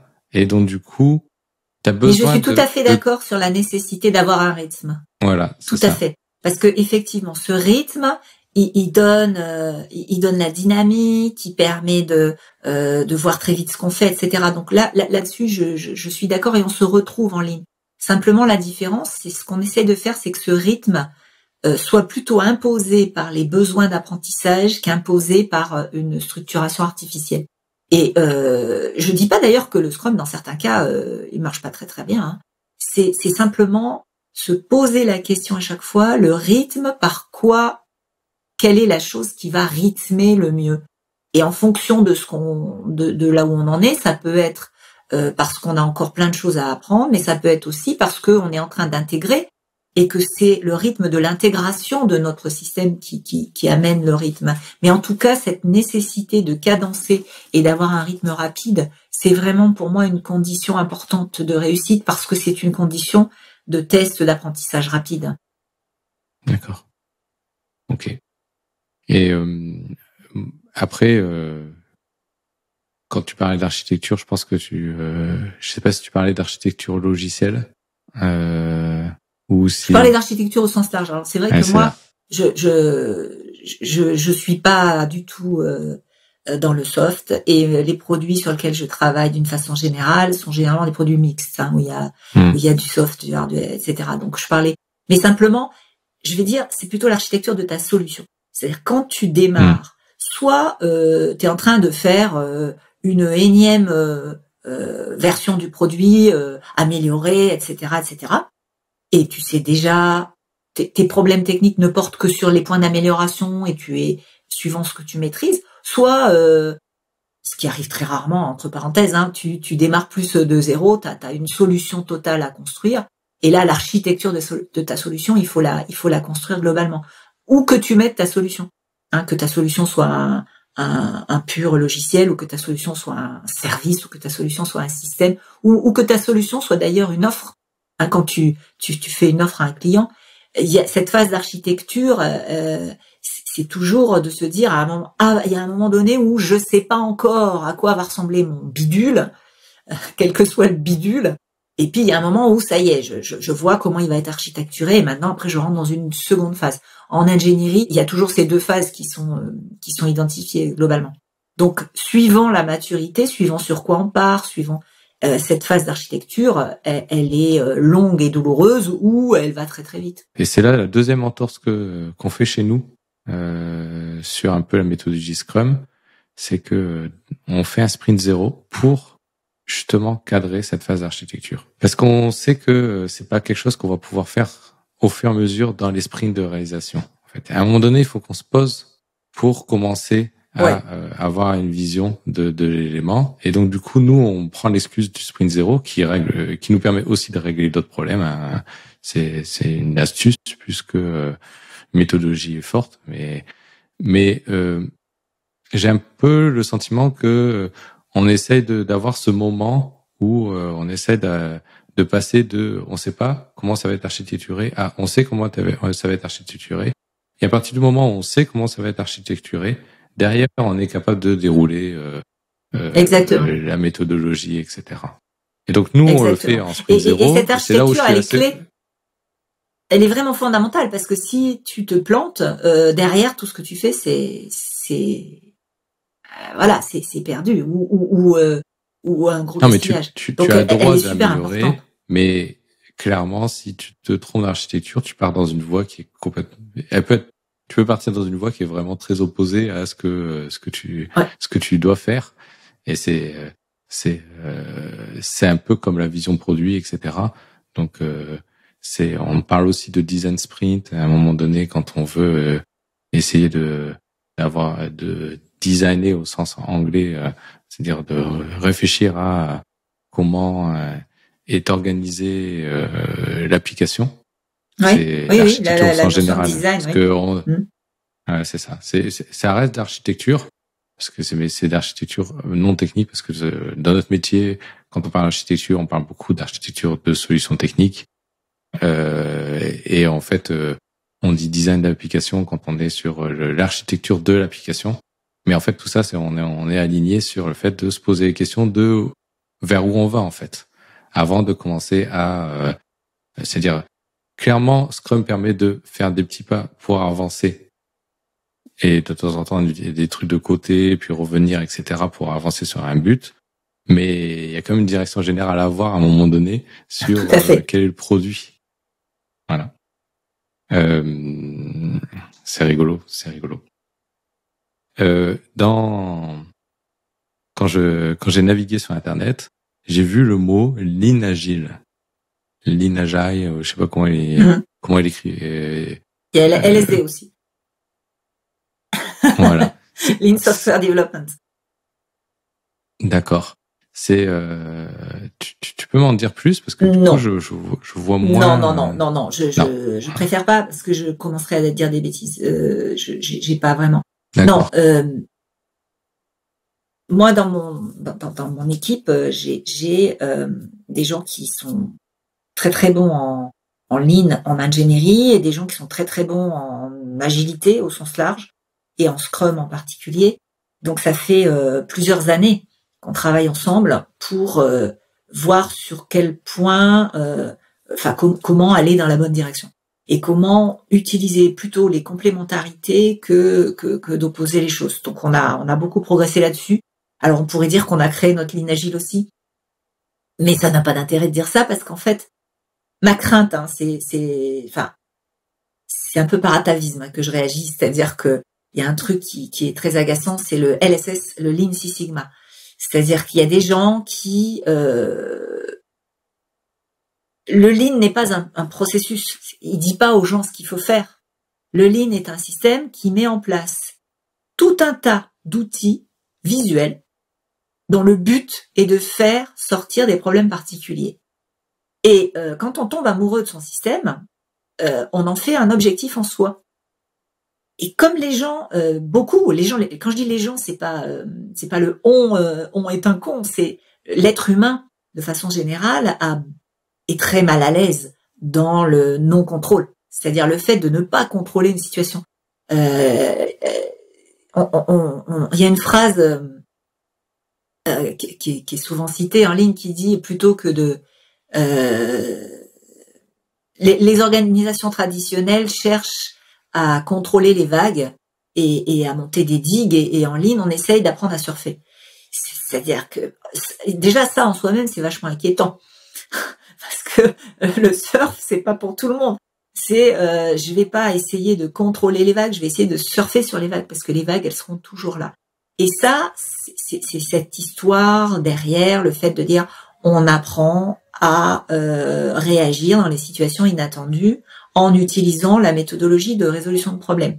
Donc il y a à la fois beaucoup de rigueur dans le fait de bien voir les problèmes, de bien montrer les problèmes, de bien résoudre les problèmes, d'être tout le temps dessus, et beaucoup de contenu qui est amené lié au contexte. C'est-à-dire un problème, on ne sait jamais comment il va être résolu, on ne sait jamais ce qui se passe en vrai. Et ça c'est assez inquiétant pour l'humain en général, parce que ça veut dire on ne peut pas dire à l'avance ça va faire comme ci, comme ça, comme ça, comme ça. Or, c'est le rêve de beaucoup de gens et de beaucoup de managers, c'est de contrôler. C'est d'être capable de dire ça va se passer comme ça, il y a qu'à faire comme ci, etc. La phrase que j'ai le plus entendue dans ma carrière professionnelle, c'est si les gens appliquaient les processus, on aurait moins d'ennuis. Depuis 35 ans que tu le dis, mon gars, tu penses pas que faudrait t'interroger? Non, ça marche pas. Ça ne marche pas. C'est-à-dire croire qu'on peut tout prévoir et tout écrire dans les processus, ça revient à dire qu'on pense que les êtres humains sont des machines. Si tu appuies à cet endroit, ça va réagir toujours de la même façon. Si tu appuies à un autre endroit, ça va réagir toujours de la même façon. Eh ben non. Et c'est ça qui fait la puissance de l'humain et de l'humanité. C'est justement que ce n'est pas des machines. C'est que d'une part, il faut les piloter. Et c'est fatigant, mais qu'est-ce que c'est sympa. Comme des gens, et pas comme des machines. C'est-à-dire qu'il ne faut pas considérer que quand tu dis tel stimulus, il y aura telle réaction. Ben non, hein, tous les gens sont pas pareils, ils n'ont pas le même contexte, la même personnalité. Et puis d'autre part, ce qui fait la puissance, c'est que justement, ils vont être assez malins pour pouvoir regarder les problèmes et avoir des idées créatives. C'est la spécificité de l'humain et c'est ça qui en fait la puissance. Sauf que tout le monde voudrait revenir à expliquer le Lean sous forme d'un truc, il faut faire ça, il faut faire ça, il faut faire ça, il faut faire ça, c'est-à-dire un processus. Donc il y a des gens qui ont inventé le Lean Six Sigma. Ils ont repris les idées du Lean et ils ont essayé de les coller dans un processus. Et donc du coup, on en perd toute l'essence. Et c'est un peu pour ça que je me méfie du Lean agile ou du Lean machin ou du Lean truc. C'est que souvent ça cache une envie, je ne vais pas citer, aussi, allez, je le cite, notre super modèle d'agilité à l'échelle SAFe, hein, qui a récupéré mais tout ce qui existe. Et chaque fois qu'ils sortent une nouvelle version de SAFe, on a réintégré un nouveau concept Lean, Scrum, machin, tout y est. Mais l'enfer est pavé de bonnes intentions, c'est-à-dire que à tout mettre, on en perd le sens et ça devient du process. Et quand le process devient une fin en soi, eh ben ça marche plus. Ça marche plus. C'est-à-dire que on considère que tout ça est une gigantesque machine avec des petits rouages. Même si c'est pas dit comme ça dans l'intention, hein, c'est le résultat. C'est-à-dire que la surprocessisation, la transformation de tous ces outils-là en processus revient à essayer de mettre en place une super machine avec tout un tas de petits rouages qui vont devoir réagir exactement comme c'est prévu dans les processus. Eh ben, ça marche pas. Donc, je me méfie de ces constructions. Mais au-delà du côté un peu humoristique par rapport à ça et de ma méfiance un peu atavique de ce genre de construction, on travaille beaucoup, dans mon équipe, on a beaucoup travaillé sur les complémentarités, quand est-ce que l'agilité au sens large du terme pouvait se traduire par des pratiques agiles au sens Scrum du terme et que c'était pertinent, comment on pouvait complémenter les choses, qu'est-ce qu'on avait comme vision en commun. Par exemple, la notion de flux est quelque chose qui a de commun entre le Scrum et le Lean, et c'est quelque chose de très important. La notion de flux, c'est vraiment l'anti-silo. C'est-à-dire penser flux, c'est penser comment je vais faire avancer mon produit plus vite vers le client plutôt que de penser comment je vais faire courir les gens plus vite pour faire le produit. Et ça, c'est quelque chose qu'on a assez en commun entre les différentes approches agiles, d'ailleurs que ce soit le Kanban ou le Scrum et le Lean. C'est cette logique de flux qui est trans-silo, horizontale. Je pense à la façon dont mon produit se construit, et que ce soit dans une usine ou dans une équipe de développement, comment mon produit final qui va sortir se construit petit à petit de la façon la plus fluide possible, plutôt que de dire toi tu fais ça dans ton silo, quand tu auras fini tu me le dis, moi je viendrai le chercher, ah oui mais c'était pas ça que je voulais, il faut me le refaire, etc. Et cette version silotée. Alors bien entendu, tout ça est poussé à l'extrême et semble un peu caricatural, mais quand on regarde les choses de près, arriver à implémenter réellement du flux, c'est quelque chose de très puissant. Tu as dit quelque chose tout à l'heure, tu as parlé de s'arrêter au premier défaut. Enfin, dès qu'il y a un défaut. Quelque part, ça fait un petit peu peur. C'est un principe qui fait peur et qui est en réalité, je crois, le plus puissant des leviers du lait. Alors, ça se traduit... alors, je vais employer un petit peu de vocabulaire Lean, hein, excusez-moi, mais c'est le principe dit du Jidoka. Alors, derrière le principe dit du Jidoka, il y a plusieurs choses. Il y a la relation entre l'humain et la machine. Comment on clarifie la relation entre l'humain et la machine, et comment la machine doit prévenir l'humain quand il y a un problème, et pas l'humain attendre devant la machine. Alors, dit comme ça, tout le monde dit oh, ouais, mais comment tu sais que par exemple ta compilation s'est plantée instantanément et pas quand tu reviens après des heures? Comment tu sais que ton test il se plante instantanément et pas quand tu as fini de passer les 250 tests et que c'est le 3e qui s'est planté? Comment tu sais à l'origine, ça a été inventé par Monsieur Toyoda au début du XXe siècle. Et il a mis en place un système parce que sa mère travaillait sur des métiers à tisser et c'était un métier très pénible. Et pour lui améliorer la vie, et c'est intéressant d'avoir ça en tête, c'est qu'à l'origine, cette démarche est bien là pour améliorer les conditions de travail. Il a inventé un petit système qui détectait quand un fil était cassé sur un métier à tisser. Parce que quand un fil est cassé, qu'on ne le voit pas, on peut créer des mètres de tissu avec un métier déjà mécanisé. On peut créer des mètres de tissu qui vont être jetés à la poubelle. Et donc, il faut que la personne, elle regarde tout le temps. Avec ce système, c'était le double bénéfice. C'est que déjà, le travail est beaucoup moins pénible puisque le métier, il sonne. Donc, aussitôt, on peut l'arrêter et réparer le problème. Et puis, du coup, la personne peut s'occuper de 4 métiers au lieu d'un. Donc, on gagne en productivité. Et c'est le cœur du Lean, on pourrait dire en production, c'est-à-dire de considérer que la productivité, on l'obtient par la qualité. J'en reviens sur toutes nos idées fausses ou nos sottises. En fait, la non-productivité ou les coûts, ils sont majoritairement créés par les bêtises qu'on fait. Alors, les défauts qu'on voit trop tard, les corrections, les reprises, les changements, les décisions qui sont remises en cause parce qu'on n'avait pas tout vu, tout ça nous coûte beaucoup d'argent. Et donc déjà, il y a un premier principe qui est de dire c'est en travaillant notre qualité qu'on va obtenir de la productivité. Parce que tous les surcoûts qui sont amenés par nos bêtises, on va essayer de les traquer le plus tôt possible. Donc du coup, ça nous amène à dire, l'enjeu, c'est d'être capable de détecter les défauts le plus vite possible et de s'arrêter tout de suite. Ça, c'est une autre différence qu'on a avec peut-être le Scrum et plus généralement le logiciel, je vais dire couramment, c'est que avec cette idée-là, on refuse l'idée de dette technique. On refuse carrément l'idée de dette technique. C'est-à-dire, on ne va pas faire des stocks de défauts, on les traite au fur et à mesure. Alors, c'est comme ça, dit comme ça, ça paraît totalement inquiétant. Parce qu'on est en train de dire aux gens, pour aller plus vite, tu vas t'arrêter plus souvent. Pas possible. Et en fait, si. Parce qu'en t'arrêtant plus souvent, tu vas traiter les défauts beaucoup plus tôt. Et donc, la réparation ou le traitement du défaut va te coûter beaucoup moins cher. Et bon, quand on fait des satellites, hein, c'est un truc qu'on comprend assez bien. Hein, un défaut trouvé dans l'équipe de développement va nous coûter infiniment moins cher qu'un défaut trouvé dans le satellite une fois qu'il est lancé. Mais même avant de pousser si loin. Donc, cette logique-là nous pousse vers ce principe qu'on appelle le Jidoka. Le Jidoka, c'est comment on s'arrête.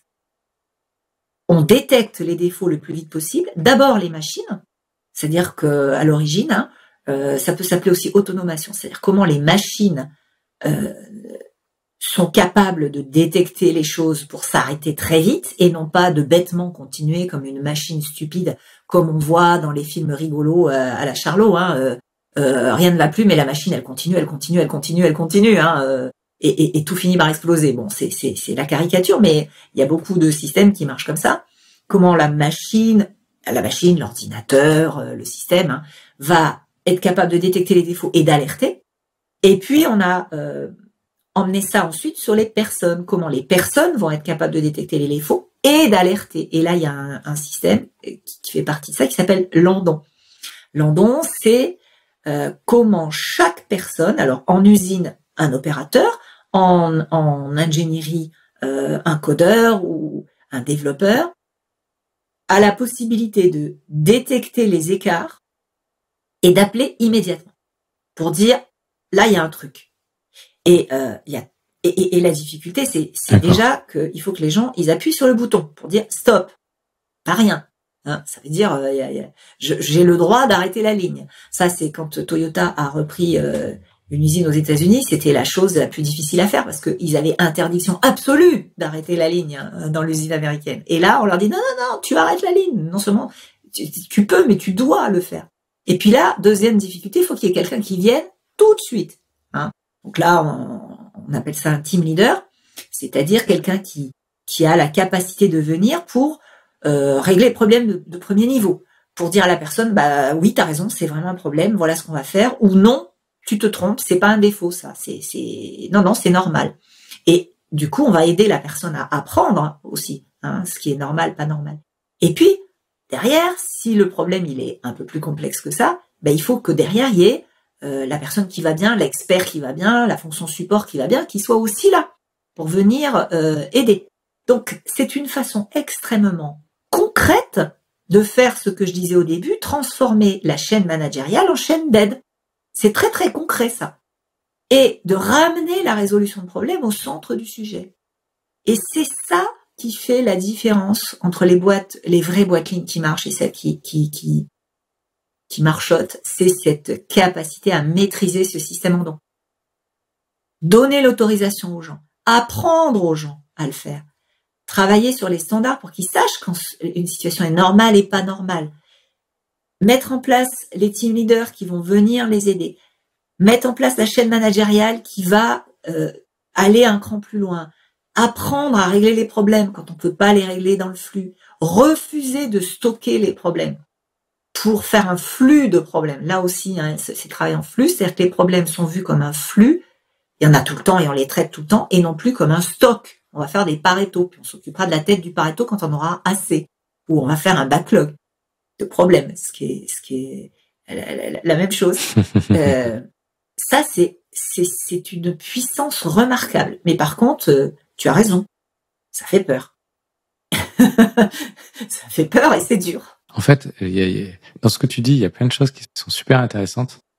Mais il y a quand même 2 points qui, je sais pas pourquoi, ça titille mon cerveau, mais c'est normal, hein, j'imagine bien. Le premier, c'est de refuser 100% la dette technique. C'est-à-dire refuser d'avoir... c'est le zéro dette technique. Alors que j'ai parlé dernièrement dans un autre épisode avec Hugo Lassiège, qui est CTO de Malte. On a parlé de dette technique et c'est un emprunt en fait, la dette technique.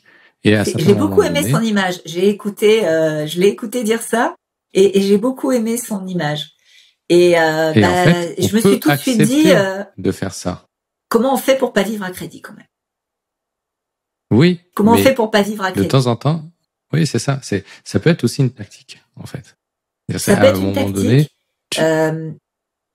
J'entends ce que tu dis. Hein, Alors, il y a deux idées derrière. Il y a une première idée qui est on a une étoile du Nord. On a une étoile du Nord qui serait de ne jamais laisser les problèmes se cumuler, de ne jamais faire de stock de problèmes. Et puis on a la vraie vie. Et la vraie vie, c'est pas toujours aussi simple. Mais c'est là où d'ailleurs l'intelligence et la jugeote doivent être mis sur la table. Le sujet, c'est il est très difficile de déterminer la ligne d'eau, la ligne de flottaison raisonnable. C'est-à-dire, quand on commence de mettre de l'eau dans la cuvette, tant que la cuvette déborde pas, on rajoute de l'eau. Et s'il est dur de s'arrêter au premier défaut, c'est pas simple, mais au moins, quand on l'a compris et quand on le fait, on le fait. On s'arrête. Dire, on s'arrête pas tout de suite, mais dès que ça devient un peu trop, on s'arrête. Le un peu trop, on a tendance à voir la barre monter et on remplit la cuvette parce que, ah non, mais là, on est pressé. Ah non, mais là, on a du boulot. Ah non, mais là, on a un délai, etc., etc. C'est délicat. C'est très délicat. Et à partir de quand ça devient le bazar? J'ai tellement connu, mais vraiment, tellement connu d'équipes qui étaient noyées dans les faits techniques, qui savaient plus par quel bout les prendre, qui avaient un monceau de faits techniques, des trucs qui traînaient depuis 2 ans, depuis 3 ans, qui savaient plus comment s'y prendre, que vraiment, je pense que cette intention qui est de réduire au maximum la dette technique, ou en tout cas de traiter au maximum les défauts quand ils arrivent, c'est vraiment une intention qu'il faut pousser au maximum de ce qu'on peut faire parce que ça rapporte énormément. Ça rapporte parce que tu te formes au fur et à mesure. C'est-à-dire qu'il y a plein de problèmes que tu ne régénères plus parce que tu t'apprends au fur et à mesure. Ça rapporte parce que ça te coûte moins cher à traiter au début. Ça rapporte parce que un problème qui va arriver une fois, tu vas apprendre des trucs et tu vas pas générer des stocks de problèmes derrière. Et donc des stocks de rework. Ça rapporte parce que l'idée fausse que tu as, que tu vas aller plus vite maintenant et que tu traiteras plus tard quand tu auras du temps, mais tu n'auras jamais de temps. Mais tu le sais bien que ça n'arrivera jamais, ça. Le truc de on va faire les urgences et puis quand ça sera calmé, on s'occupera des problèmes. Ça n'existe pas. Donc voilà, il y a tout ça derrière. Moi, là où je te rejoins, c'est que l'intention est hyper importante. C'est-à-dire essayer de ne pas avoir de défauts, de corriger les défauts et de corriger la dette technique, l'intention est hyper importante en fait. J'ai un poil du mal avec le fait qu'on arrête tout, enfin on arrête et on corrige et après on reprend. Mais tout le monde a du mal avec ça. En soi, tout le monde a du mal avec ça, c'est difficile. Oui, mais c'est un peu ce qu'on fait déjà aujourd'hui. Alors la question, un peu ce qu'on fait aujourd'hui. Nous, on essaie de faire des backlogs sans bug. La question en ligne, c'est toujours, on n'a pas une bonne chose, est-ce qu'on fait un pas derrière l'autre? C'est-à-dire, est-ce que demain, on fera un petit peu mieux qu'aujourd'hui, et après-demain, un petit peu mieux que demain, oui. et etc., et etc., oui. et etc. C'est vraiment ça la question. J'ai un pote, alors c'est un exemple d'usine, mais il est rigolo, qui a découvert le Jidoka, il a trouvé ça génial, il a dit, waouh, je mets toutes mes machines en arrêt au premier défaut, en 8 jours, il a plus sorti une pièce de son usine. Hein. Bon. Là, il s'est dit, oula. Et donc, il a dit, je vais peut-être le faire avec ces 2 machines-là. On va apprendre, on va régler les problèmes, etc. Et puis, du coup, je vais reporter sur d'autres machines des choses que j'ai appris. Puis après, je mettrai 2 autres machines, puis 2 autres machines, etc. Et là, c'est devenu hyper puissant. Donc, voilà, je fais le parallèle. Hein. Et du coup, comment en ligne? Oui, je comprends bien. Mais en fait, c'est toujours la différence entre la théorie et l'intelligence qu'il faut mettre dans l'application. Ce sur quoi je veux insister, et on en revient dans le fait que voilà, c'est pas des process. Voilà, mais ce sur quoi je veux insister, c'est que il est très facile de s'installer dans le transitoire. C'est-à-dire, j'ai souvent entendu ça. Ah non, mais bon, là, c'est transitoire, t'inquiète pas. Je reviens 2 ans après, je m'inquiète pas, hein, ça n'a pas bougé. C'est-à-dire que comme on a fait un progrès et qu'on trouve ça mieux, remettre en cause ça pour faire un pas derrière, oh là là, attends, ça marche. Calmons-nous, restons-en là. Et ce transitoire des on a déjà fait. Et là, quand je dis, mais quand je pose des questions pour dire, mais est-ce que prochaine étape, etc. Et là, tout de suite, les gens m'expliquent. Ouais, mais avant, c'était bien pire. Ouais, mais en même temps, ce qu'il y avait avant, c'est pas grave. Moi, ce qui m'intéresse, c'est demain. Donc, du coup, regardons devant. Et devant, c'est quoi le prochain pas? Donc, quand on a l'intention, la vigilance, c'est de ne pas s'installer dans un transitoire, mais bien de se dire, et après. L'exemple le plus... alors là, celui-là, je peux te dire qu'il est simple à comprendre et invraisemblablement difficile à mettre en œuvre, c'est comment Toyota gère la qualité. Ils divisent par 2 le nombre de défauts tous les ans.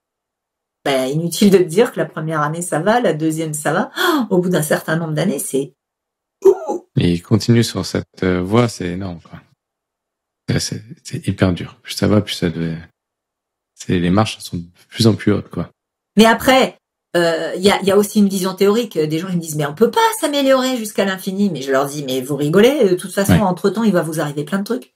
Vous aurez un fournisseur qui a planté, vous aurez un client qui change d'avis, vous aurez machin. Donc de toute façon, vous inquiétez pas, vous aurez toujours des sujets d'amélioration parce que la théorie qui est améliorer un truc à l'infini, mais le truc en lui-même, il ne reste pas stable à l'infini. Quand on parle de tout ça, il y a quelque chose qui m'inquiète toujours en développement logiciel, c'est et qu'on doit trouver dans d'autres, qu'on trouve pas que dans le développement logiciel, c'est la sur-ingénierie. Je sais pas comment l'expliquer. C'est vouloir faire les choses trop bien, de vouloir faire la petite mécanique dans l'horlogerie suisse géniale pour chaque bout de ce qu'on. Et du coup, comment on s'assure que et à un moment donné, on peut être persuadé que ce qu'on fait va quand même être en réponse à la vision et au produit, et ce qu'on va faire du produit. Mais c'est juste que on a mis de la qualité. Enfin, c'est alors on va pas dire sur qualité, mais tu vois un peu l'idée en fait. Et c'est très vrai quand tu as des ingénieurs qui essaient de faire des choses qui de temps en temps veulent juste faire les choses plus belles que ce qu'elles sont nécessaires. Je ne maîtrise pas suffisamment le logiciel pour avoir une opinion pertinente dessus.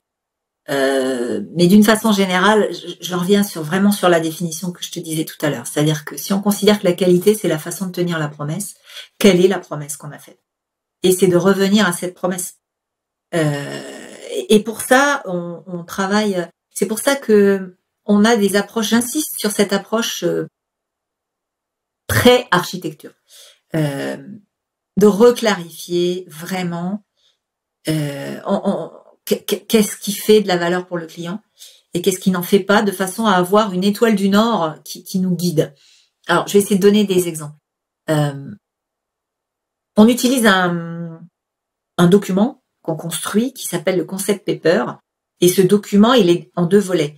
C'est un papier de format A3 parce que on aime bien les formats A3. Hein. C'est assez grand pour être précis et assez petit pour être synthétique.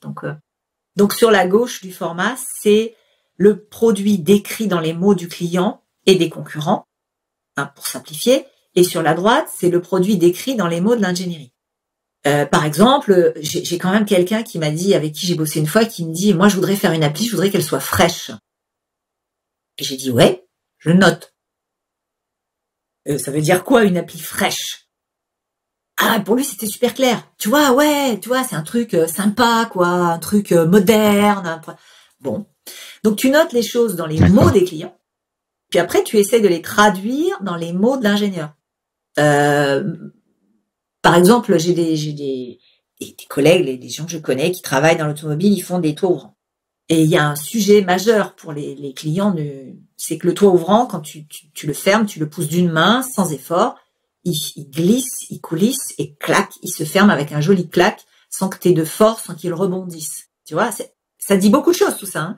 C'est le clac du toit ouvrant. Et ça, c'est un attribut de valeur clé. C'est-à-dire que c'est ça qui va faire la différence entre le toit ouvrant d'une marque ou d'une autre. C'est cette capacité à maîtriser le clac. Donc, on le note. Les clients, ils aiment des toits ouvrants qui font clac. Bon. Et puis après, comment tu le traduis en éléments de design? Ça va vouloir dire qu'il y ait telle vitesse quand on arrive à la fermeture. Ça va vouloir dire qu'il y ait tel espacement qui reste à la fin quand le toit ouvrant est fermé. On le traduit en éléments de design. Et on le traduit avec des marges. C'est-à-dire qu'on va pas dire quand c'est fermé, il y a moins d'un millimètre, enfin il y a un demi millimètre et puis la vitesse c'est je sais pas combien de mètres par seconde, on va dire entre temps et temps, c'est possible, au-delà c'est pas possible, pour se donner des marges. Donc c'est comment je traduis ces éléments de valeur clé du client en éléments de design. Et après, chaque fois qu'on a une ambiguïté, c'est comment je reviens à cette étoile du Nord, de ce concept paper, pour dire attends, ce que tu fais là, non mais regarde bien. Par exemple, dans notre, on fait un radar des attributs de valeur clé, donc on va déterminer 6 à 8 attributs de valeur clé qui font la différence de notre produit par rapport aux autres produits. Donc le toit ouvrant, ça va être son clac, ça va être sa transparence, ça va être sa fiabilité, parce que quand même, on veut pouvoir l'ouvrir très souvent, etc. Et puis après, on va dire, nous, ce qu'on sait faire. Sur l'ancienne version, sur l'ancien produit, ça, on était déjà au niveau que le client attend. Là, c'est pas la peine qu'on se fatigue. Par contre, là, on a vraiment un truc à apprendre parce que ça, on n'est pas encore assez bon. Donc, du coup, ça nous permet de focaliser sur les endroits où il va falloir mettre l'effort. Et après, c'est pendant le développement, quand les ingénieurs travaillent, là, ce que tu fais, tu es en train de mettre l'effort au bon endroit ou tu es en train de réinventer l'outil de là. Donc attends, rappelle-toi, on s'était mis cette étoile du Nord et là, non, je suis pas d'accord. On avait dit qu'on bossait pas là-dessus, que c'était pas le sujet où il fallait apprendre. Par contre, là oui, il faut apprendre. Alors je sais pas si c'est transférable dans le logiciel, ce que je te dis. Je suis pas assez compétente dans le domaine pour le dire, mais en tout cas voilà un peu la logique. Et toujours, on en est sur nos visuels. Le concept paper, c'est quelque chose qui est partagé et auquel on revient. Pour dire non, attendez là, qu'est-ce que vous faites? On avait dit ça. Ou alors on se trompait. Alors si on se trompait, on sait pourquoi? Qu'est-ce qui te fait dire qu'on se trompait? Ou alors on se trompait pas et on est toujours d'accord. Et quand on fait nos radars clients, on sait qu'on n'est pas juste à 100%, mais on est d'accord. C'est-à-dire qu'on peut pas être juste à 100%, peut-être qu'on se trompe, mais on est allé chercher les bonnes personnes, on en a parlé ensemble et on est d'accord. C'est ça notre étoile du Nord. Alors restons sur cette étoile-là avant de dire non, mais en fait on s'était trompé. Ça peut arriver, mais d'accord. Pour le moment c'est ça. Donc on se met d'accord derrière. C'est une des façons de faire. Puis c'est vraiment ça. C'est-à-dire que la surqualité, non. La surperformance, oui. Est-ce que c'est vraiment la performance attendue? Mais ce travail-là, il faut le faire en amont. Et il faut le faire avec les bonnes personnes. Et en fonction, je pense à, par exemple, une équipe qui faisait qui fait toujours d'ailleurs, des systèmes de transport pour la maîtrise des métros. Voilà, pour la gestion des métros. C'est dans une ville en Asie. L'équipe qui faisait le développement n'était jamais allée dans le métro. Jamais aller voir. Qu'est-ce qui est important? Qu'est-ce qui ne l'est pas? Qu'est-ce qu'il faut mettre en avant? Qu'est-ce qu'il ne faut pas?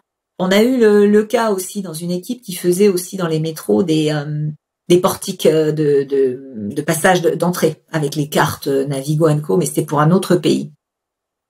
Et ils étaient débordés et puis il y avait plein de trucs, ils n'arrivaient pas à s'en sortir. Donc on a dit on va faire une pause et puis on va envoyer 2 personnes, des développeurs, dans le métro, dans le pays. Bon, c'était pas trop loin, c'était en Europe. Et ils sont restés une après-midi à regarder. Et ils se sont rendus compte qu'ils étaient en train de bosser comme des malades. Le pays, c'était la Hollande. C'est important parce que ça, tu vas voir que ça. Ils se sont aperçus qu'ils bossaient comme des fous pour faire passer des fauteuils roulants, qu'ils en ont pas vu un de l'après-midi. Donc il faudra le faire sans doute un jour, c'est obligé. Mais par contre, ils avaient pas du tout travaillé sur les vélos, ce qui est bête. Hein. Alors tu vas me dire, c'est une évidence en Hollande. Ouais, mais non. Les ingénieurs, ils n'avaient pas réfléchi comment faire passer les vélos, alors que c'était vraiment un sujet. Donc, comment tu vas voir sur place au dernier Lean Summit, il y avait une présentation très intéressante d'une des entités de chez Théodo qui travaille sur une appli pour les infirmières, sur l'utilisation de certains nombres de pansements et de travail sur les plaies. Et ils ont expliqué comment, en suivant quelques infirmières, ils ont complètement révisé leur vision de leur appli qui n'était pas du tout. Donc toutes ces histoires de surperformance, comment on se donne les moyens en amont, les outils, de revenir à notre étoile du Nord en disant attends là non là c'est pas ça le besoin, c'est pas ça la valeur, on l'a dit ensemble donc on arrête. Avec le Covid, les pratiques ont changé, surtout les pratiques de digitalisation et le travail à distance, etc. Avec avec le besoin d'aller voir comment ça marche et de voir physiquement certaines choses, etc. Est-ce qu'il y a eu un avant ou un après Covid? Comment ça a marché dans les périodes où on pouvait pas forcément aller sur les lieux, etc. Est-ce qu'il y a eu des pratiques qui ont un peu progressé autour de ça, dû à cette contrainte technique, on va dire, à un moment donné? Ou est-ce que ça a été juste mis en pause et en fait on revient dans ce qu'on faisait avant? On touche du doigt un truc qu'on appelle le Gemba. Le Gemba, c'est l'endroit où les choses se passent. Ouais. Et un des principes mais fondamentaux du Lean, c'est de dire qu'il faut aller là, à l'endroit où les choses se passent, le plus vite possible. C'est-à-dire que les problèmes, si tu les laisses moisir, tu n'es plus du tout capable de travailler dessus parce qu'il s'est passé plein de choses. Gemba, c'est aussi la traduction de scène de crime. Une scène de crime, au bout de quelques heures, les indices, ils ont plus de valeur, ils sont effacés. Donc, derrière l'idée du Gemba, il y a plusieurs choses. C'est un principe générique du Lean, c'est d'aller à l'endroit où les choses se passent, mais on va dire qu'il y a deux grands endroits où les choses se passent. Il y a l'endroit où les clients utilisent nos produits et il y a l'endroit où les gens développent les produits. Et j'ai envie de dire que le Covid a surtout changé par rapport au deuxième. C'est-à-dire, les gens ne développent plus les produits tous au même endroit. Alors qu'avant, c'était facile d'aller les voir à l'endroit où ils développent les produits, alors que ce soit en usine pour les fabriquer ou dans les labos ou dans les équipes. Là, l'endroit où se passent les choses a sensiblement évolué et il a fallu apprendre à travailler avec ça, plus ou moins facilement. Les produits, c'est toujours les produits et ils sont toujours utilisés par les clients à certains endroits. Quand tu es sur une appli, l'appli, elle est déjà digitale. Donc, comment tu fais pour capter la façon dont tes clients s'occupent des produits et utilisent les applis, c'est pas simple, hein. Mais en tout cas, j'ai plusieurs exemples de gens qui font des développements et qui m'ont expliqué que ils avaient énormément questionné, énormément écouté, etc., etc. Le jour où ils sont allés voir les gens utiliser l'appli, ils ont découvert des trucs qu'ils n'avaient pas idée. Quand on questionne les clients, ils disent pas la même chose que quand on les regarde. C'est pas du tout pareil. Oui. Si tu me demandes, moi, qu'est-ce que je veux comme, je sais pas, appareil, je vais te dire, qui fait papa, maman, le café. En vrai, je m'en sers jamais de tout ça. Je me sers que d'un programme. Donc, comment je vais quand même proposer un produit qui fait papa, maman et le café, puisque c'est ce que je demande, mais dont la facilité d'utilisation, elle est focalisée, par exemple, sur le programme que j'utilise tout le temps. C'est comme ça que moi j'ai un four qui est trop génial, quoi. Il a toutes les fonctions parce que j'avais envie d'avoir à la fois la chaleur tournante, la sole, etc. Parce que mon mari fait un peu de cuisine avancée et en même temps, qu'est-ce qu'on utilise les boutons qui disent poulet rôti ou gâteau, quoi. Et donc tu apprends des tas de choses différentes quand tu regardes comment les gens utilisent les produits que quand tu demandes aux gens. Et le digital peut t'amener des choses, hein. Compter le nombre de clics, t'as pas besoin de venir pour le voir. Tu peux utiliser. Mais il faut vraiment se demander comment tu as l'information de première main. Déjà, demander aux clients, c'est de la deuxième main. Donc oui, le Covid change des choses. Et change des choses surtout sur les équipes. Là, c'est quelque chose qu'on a du mal à prendre avec le télétravail, le smart working, qui est pas toujours très smart. Ça nécessite de réfléchir parce que là encore, il y a un auteur, alors malheureusement, faudrait que je retrouve son nom, j'ai perdu son nom là, mais qui a écrit un bouquin où il parle de red work et blue work, en disant il y a deux natures de travail, le travail de production, c'est-à-dire le travail où quand t'as fini, tu te dis j'ai bien bossé, j'ai écrit plein de codes aujourd'hui, ou j'ai fabriqué plein de trucs, ou j'ai fait plein de styles, hein. C'est le travail de production, j'ai bien bossé.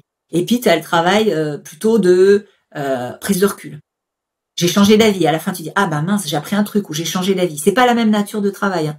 Quand tu fais du problem solving, par exemple, tu vas être plutôt dans la nature à te poser des questions, à réfléchir, et puis après, tu vas le tester, tu repasses dans un... Donc, en fonction de cette nature de travail et en fonction de la nécessité de se synchroniser avec les autres, comment tu gères ton travail et ton organisation de travail entre le digital, le pas digital,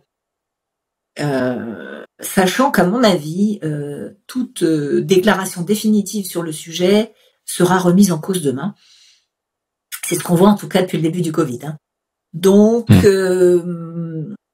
je pense que c'est un sujet sur lequel on peut continuer de réfléchir, et qu'une décision qui consiste à dire voilà, c'est ça la solution. On voit bien que dans le même projet, dans les mêmes trucs, on change de nature de travail, on change de besoin. Donc il faut tout le temps se réinterroger sur quelle est la meilleure proximité à avoir pour se rendre compte des problèmes des gens, et quelle est la meilleure proximité à avoir pour se rendre compte des problèmes des clients avec nos produits. Et la réponse, elle est variable. Par où je commence? Imaginons, je veux deux choses. Vraiment monter en compétence, c'est apprendre le Lean. Et deux, essayer de transformer mon organisation pour adopter le Lean. Alors, tu commences par lire des bouquins. C'est quoi? Oui, bah, déjà. Bah, j'imagine bien. Il y en a plein. Il y en a plein.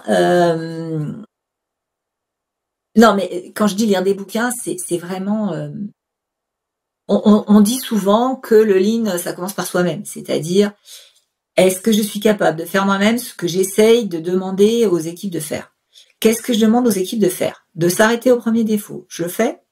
Tiens, par exemple, quand je suis à la photocopieuse et qu'il y a un papier coincé dedans, est-ce que je vais imprimer à la photocopieuse d'après, ou est-ce que j'ouvre la photocopieuse pour sortir le papier en disant c'est toujours les mêmes? C'est une bonne question. Donc, est-ce que je le fais moi-même? Et du coup, lire des bouquins, c'est bien commencer par soi-même.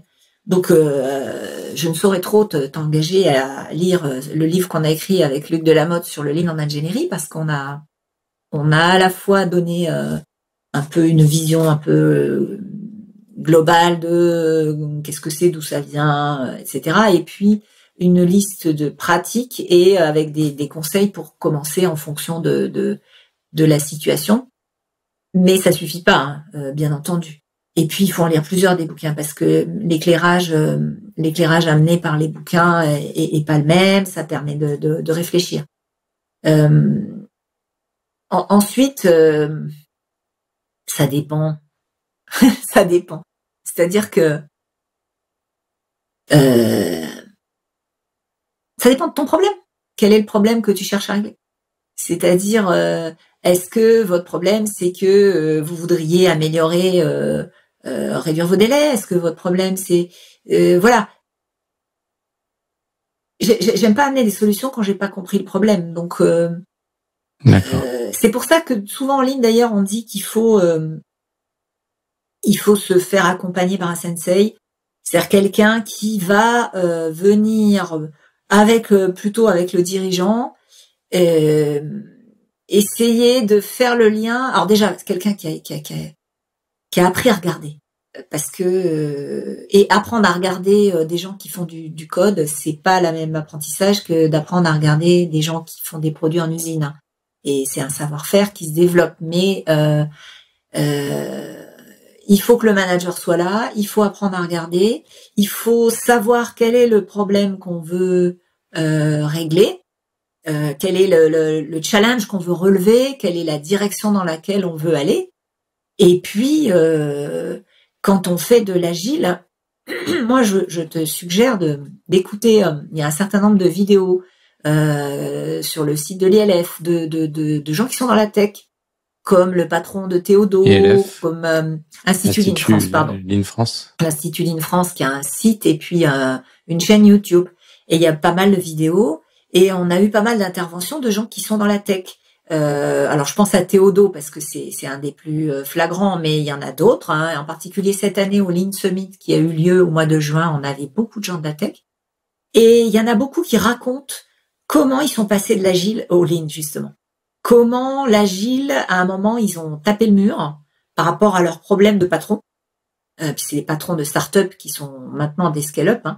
Et comment ils ont franchi le pas et comment ils sont allés un cran plus loin. Il y a un excellent bouquin aussi qui est celui de Régis Medina, Scale-up justement, qui est très très pédagogique sur la façon de progresser des startups. Mais bon, les startups sont toujours dans le monde de la tech.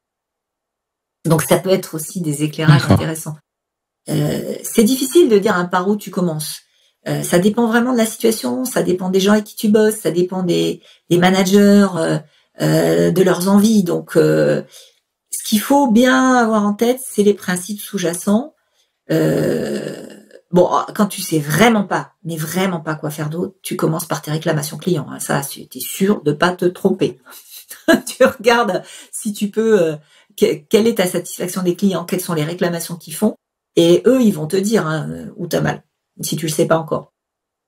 Ça, c'est une bonne façon de démarrer au niveau du point d'entrée.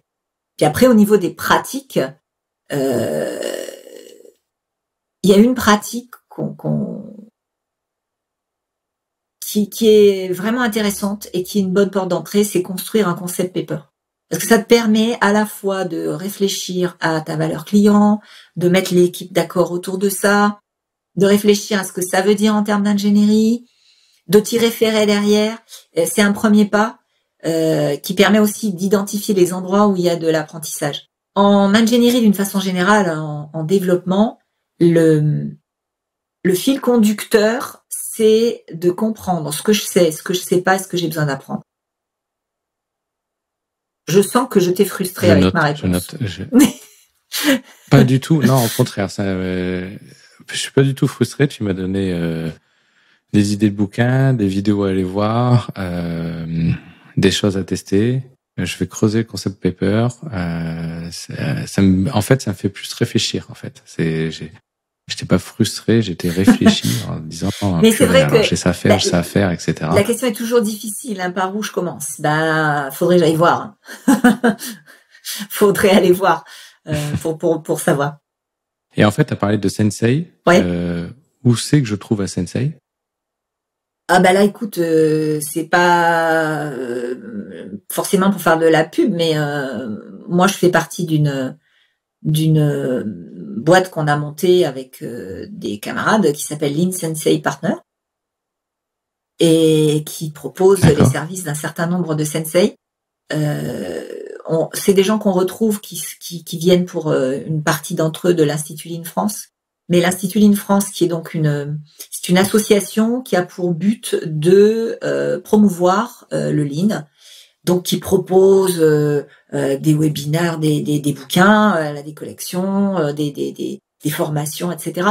Se refuse à faire du consulting, vraiment de façon très très délibérée, parce que on veut pas mélanger les choses, et que quand on commence à faire du consulting, c'est difficile d'avoir la posture qu'on cherche à avoir à l'ILF, qui est vraiment de promouvoir le Lean. Tu peux, mais les gens te croient moins. Voilà. Même si. Et puis après, tu peux le faire, quoi.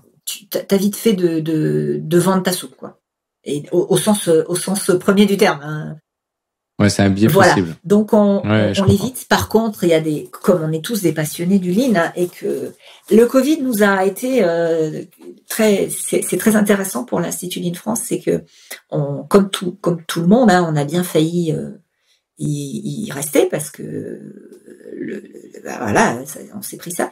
Et il y a eu un certain nombre de bénévoles vraiment qui se sont mobilisés pour faire des webinaires, des book clubs, plein de choses justement digitales, qui ont redonné un nouvel élan. Et il y a un club de jeunes aussi à l'Institut Lean France. Enfin voilà, il y a plein de choses autour de ça. Donc les sensei, je te dis, Lean Sensei Partner. Là, j'en profite pour faire un peu de pub.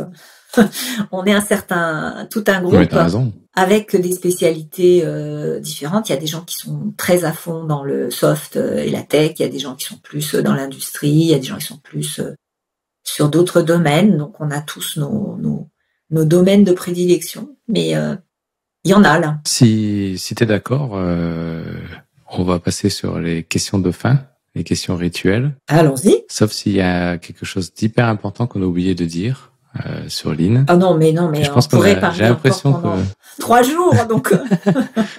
Mais je pense que tu as déjà placé beaucoup de choses qui vont me demander de revoir l'épisode pour bien digérer un peu certains éléments. Oui, c'est un peu dense. Certains trucs. Oui, c'était dense, mais c'est très bien, ça sert à ça aussi. D'habitude, je pose la question de pourquoi les projets informatiques sont compliqués à réussir? Non, je ne peux pas répondre à cette question. En tout cas, je confirme. Je ne sais pas pourquoi, mais je confirme. Il y a un côté qui me fait penser à une question qu'on pourrait rattacher un petit peu au Lean. C'est la plupart des projets informatiques, il faut les voir comme des prototypes. On voit un projet informatique comme quelque chose si on le voit comme de l'industrie, c'est compliqué. En fait, il faut plus le voir comme ça dépend, un prototype. Mais vraiment, ça dépend. Vraiment, sans avoir une grande connaissance du sujet, ça dépend de la nature de ce qu'on fait. Par exemple, moi, je connais une équipe qui c'est pas un projet informatique, c'est des développements qui tous les mois proposent un certain nombre de bases de données aux compagnies aériennes. C'est de la prod, C'est de la prod. Oui, d'accord, ok. Voilà. Oui, d'accord. Bien sûr. Je veux dire, l'informatique, c'est vaste. Large. Les systèmes d'information moi, je parle de la création d'une entreprise. Projet ambitieux. Voilà, la création de projets. Moi, c'est aussi difficile que les autres. La création de projets ambitieux. Je pense pas que ce soit plus difficile que les autres. Je veux dire, les projets de développement, d'ingénierie, de systèmes, c'est très compliqué aussi. Et donc je ne pense pas que ce soit plus difficile en informatique que quand on fait un nouveau satellite ou quand on invente un nouveau système de com. Alors mais ça je suis 100% d'accord. Je pense que c'est de même. C'est pas parce que c'est difficile que le reste est pas difficile. Il y a beaucoup de choses qui sont difficiles dans ce monde. Et alors. Le Lean essaye de travailler sur certaines causes racines de la difficulté des projets. Et je vais en citer certaines et ça n'est pas exhaustif. Il y a une difficulté qui est qu'on n'est pas très clair sur ce qu'on sait et ce qu'on ne sait pas.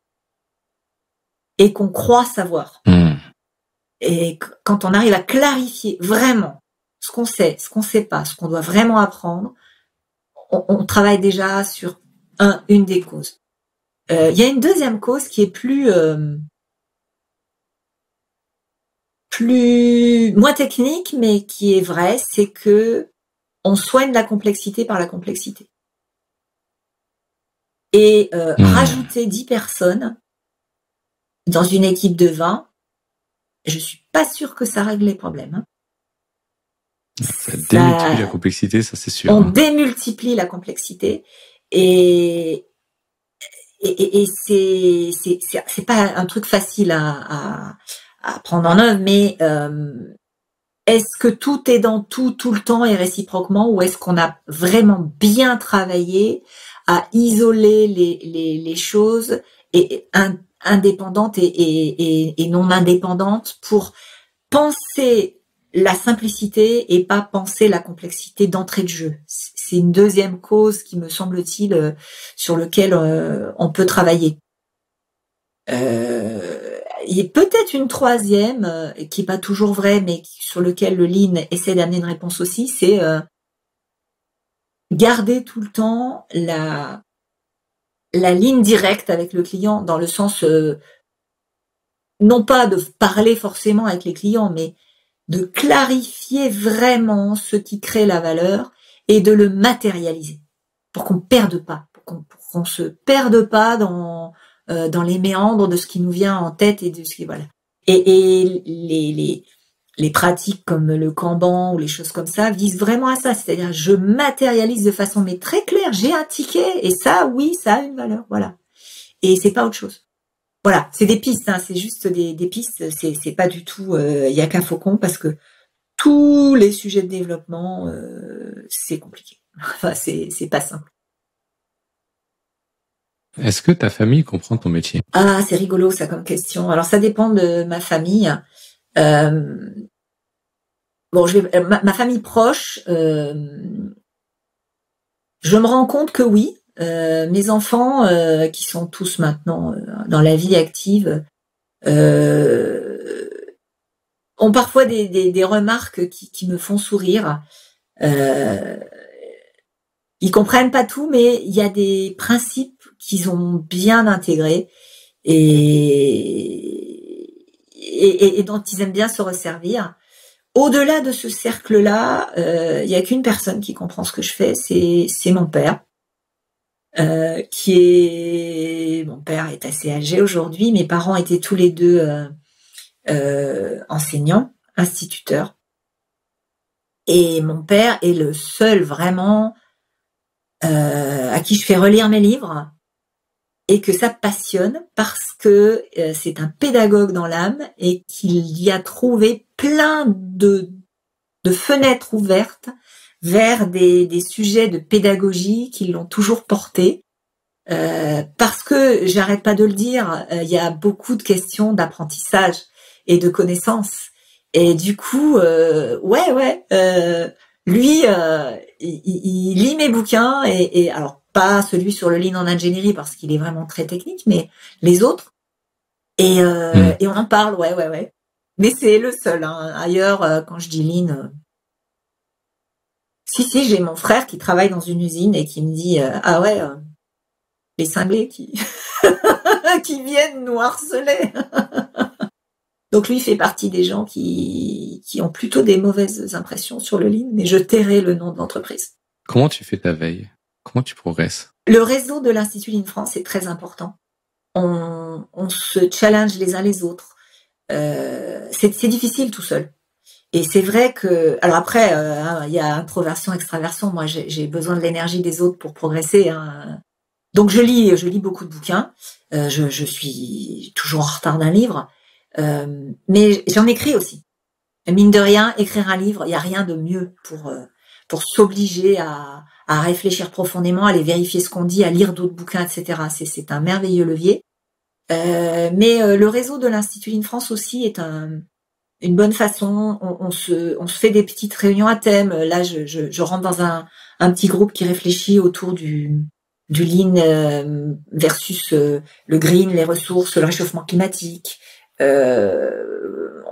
Voilà, j'ai pas mal participé avec d'autres sur la création et l'entretien du site Lean and Learn qui fait des petites vidéos. C'est sous forme d'un glossaire illustré en vidéo. Quand tu te fais une vidéo sur le Gemba, tu fais pas ça comme ça, tu retournes chercher, tu retournes te poser des questions, tu te confrontes aux autres.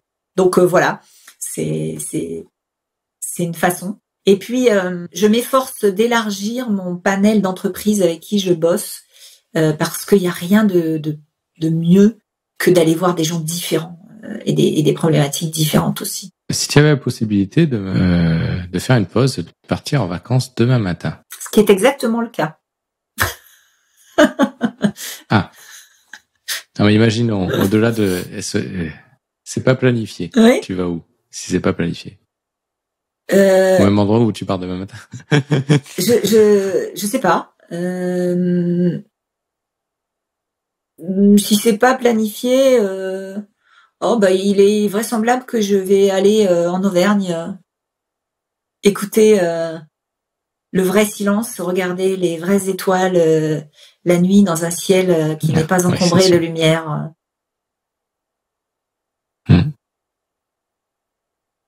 C'est quoi tes grands projets à venir?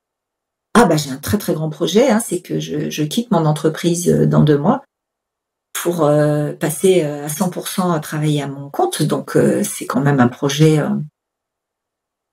assez, Ah oui, ça c'est du beau projet, ça. voilà, assez transformant, on va dire. Donc un à la fois. Ça, c'est ce D'accord. que j'explique. Dans ma famille, ça fait partie des choses que j'ai fait passer, c'est que j'explique à tout le monde qu'il faut prendre un problème après l'autre. Alors ne me demande pas de faire tout en même temps. Donc là, je suis là-dessus. C'est quoi la dernière série ou dernier film que tu as regardé? Ou si t'es moins film et série, peut-être la dernière pièce de théâtre que tu as vue? Alors, la dernière série, j'ai une frustration épouvantable parce que j'ai pas pu voir la fin. Arte l'a supprimée de son site. Il faut vraiment que je la trouve. C'était Beau Séjour. Enfin, il y avait déjà eu une première saison où les gens qui sont morts viennent enquêter sur leur mort avec les vivants. C'est dit comme ça, c'est un peu glauque, mais en vrai, c'est génial. La dernière, le dernier spectacle vivant que j'ai vu s'appelle Une opérette à Ravensbrück. Et là, c'est pareil, hein, c'était un conseil.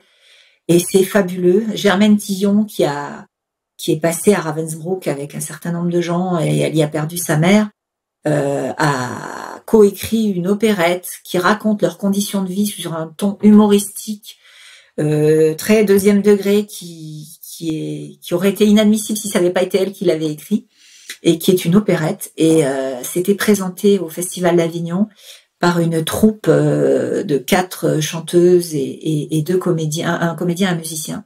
Et c'était un spectacle exceptionnel. Est-ce que tu as des recommandations en plus de des vidéos de Institut Line France ou des choses ou du livre que tu as cité, Line dans l'ingénierie? Il y a quelque chose que j'utilise beaucoup à mon quotidien et d'ailleurs avec mon équipe, on a créé des cartes, un petit jeu de cartes, c'est la pensée critique et la façon de poser des questions.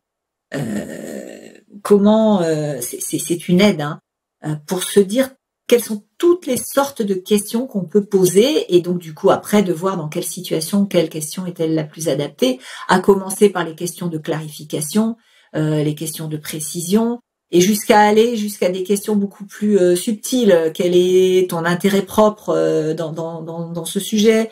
Est-ce que tu es capable poser des questions pour voir si la personne est capable de prendre le point de vue de quelqu'un d'autre?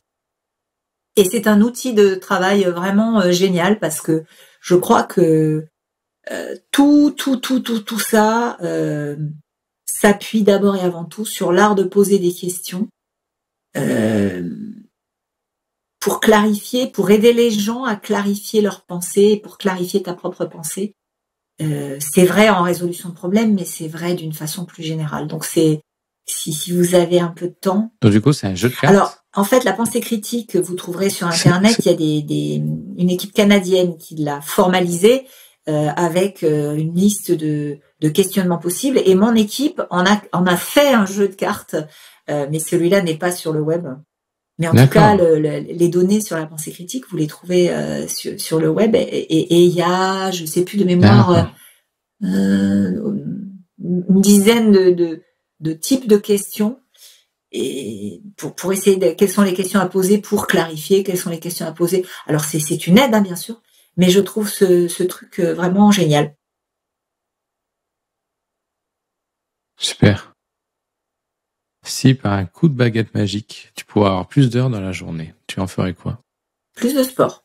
Je pense que séparer la stratégie et l'exécution est une sottise en ligne et séparer la tête et les jambes aussi. Quel conseil tu donnerais à un jeune qui commence à se lancer dans le lean et qui commence à essayer pour devenir un futur sensei et quel conseil tu lui donnerais pour qu'il progresse dans ce monde? J'ai pas mal de jeunes au téléphone parce que je suis sur une appli, enfin c'est une association qui s'appelle My Job Glasses où tu peux laisser ton CV et les étudiants qui sont intéressés par ton métier te contactent. Et j'en ai pas mal qui me contactent, surtout des filles d'ailleurs. J'essaie de comprendre pourquoi tu t'es inscrit sur ce site. Sur My Job Glasses. Ouais, t'as harcelé. Oui. Parce que je pense que Parce que j'aime bien transmettre, parce que le Lean est un truc qu'on commence à enseigner dans les écoles, mais encore très très fortement, uniquement dans le domaine des outils. D'ailleurs, je donne un cours à l'ENSAM sur un master logistique, et l'animateur de ce cours me fait passer en dernier, parce qu'en général, ce que je dis secoue un tout petit peu par rapport à tout ce que les autres personnes ont pu dire avant, qui est assez orienté outils, etc. Et moi, j'amène une vision peut-être un peu plus systémique et un petit peu plus piquante. Donc je passe généralement dernier. Généralement, ils sont un petit peu secoués. Et c'est important de dire aux jeunes que c'est pas juste des outils, que c'est pas, voilà, qu'il y a autre chose derrière. Et puis, je sens une appétence sur d'autres façons de manager, d'autres façons de travailler. Il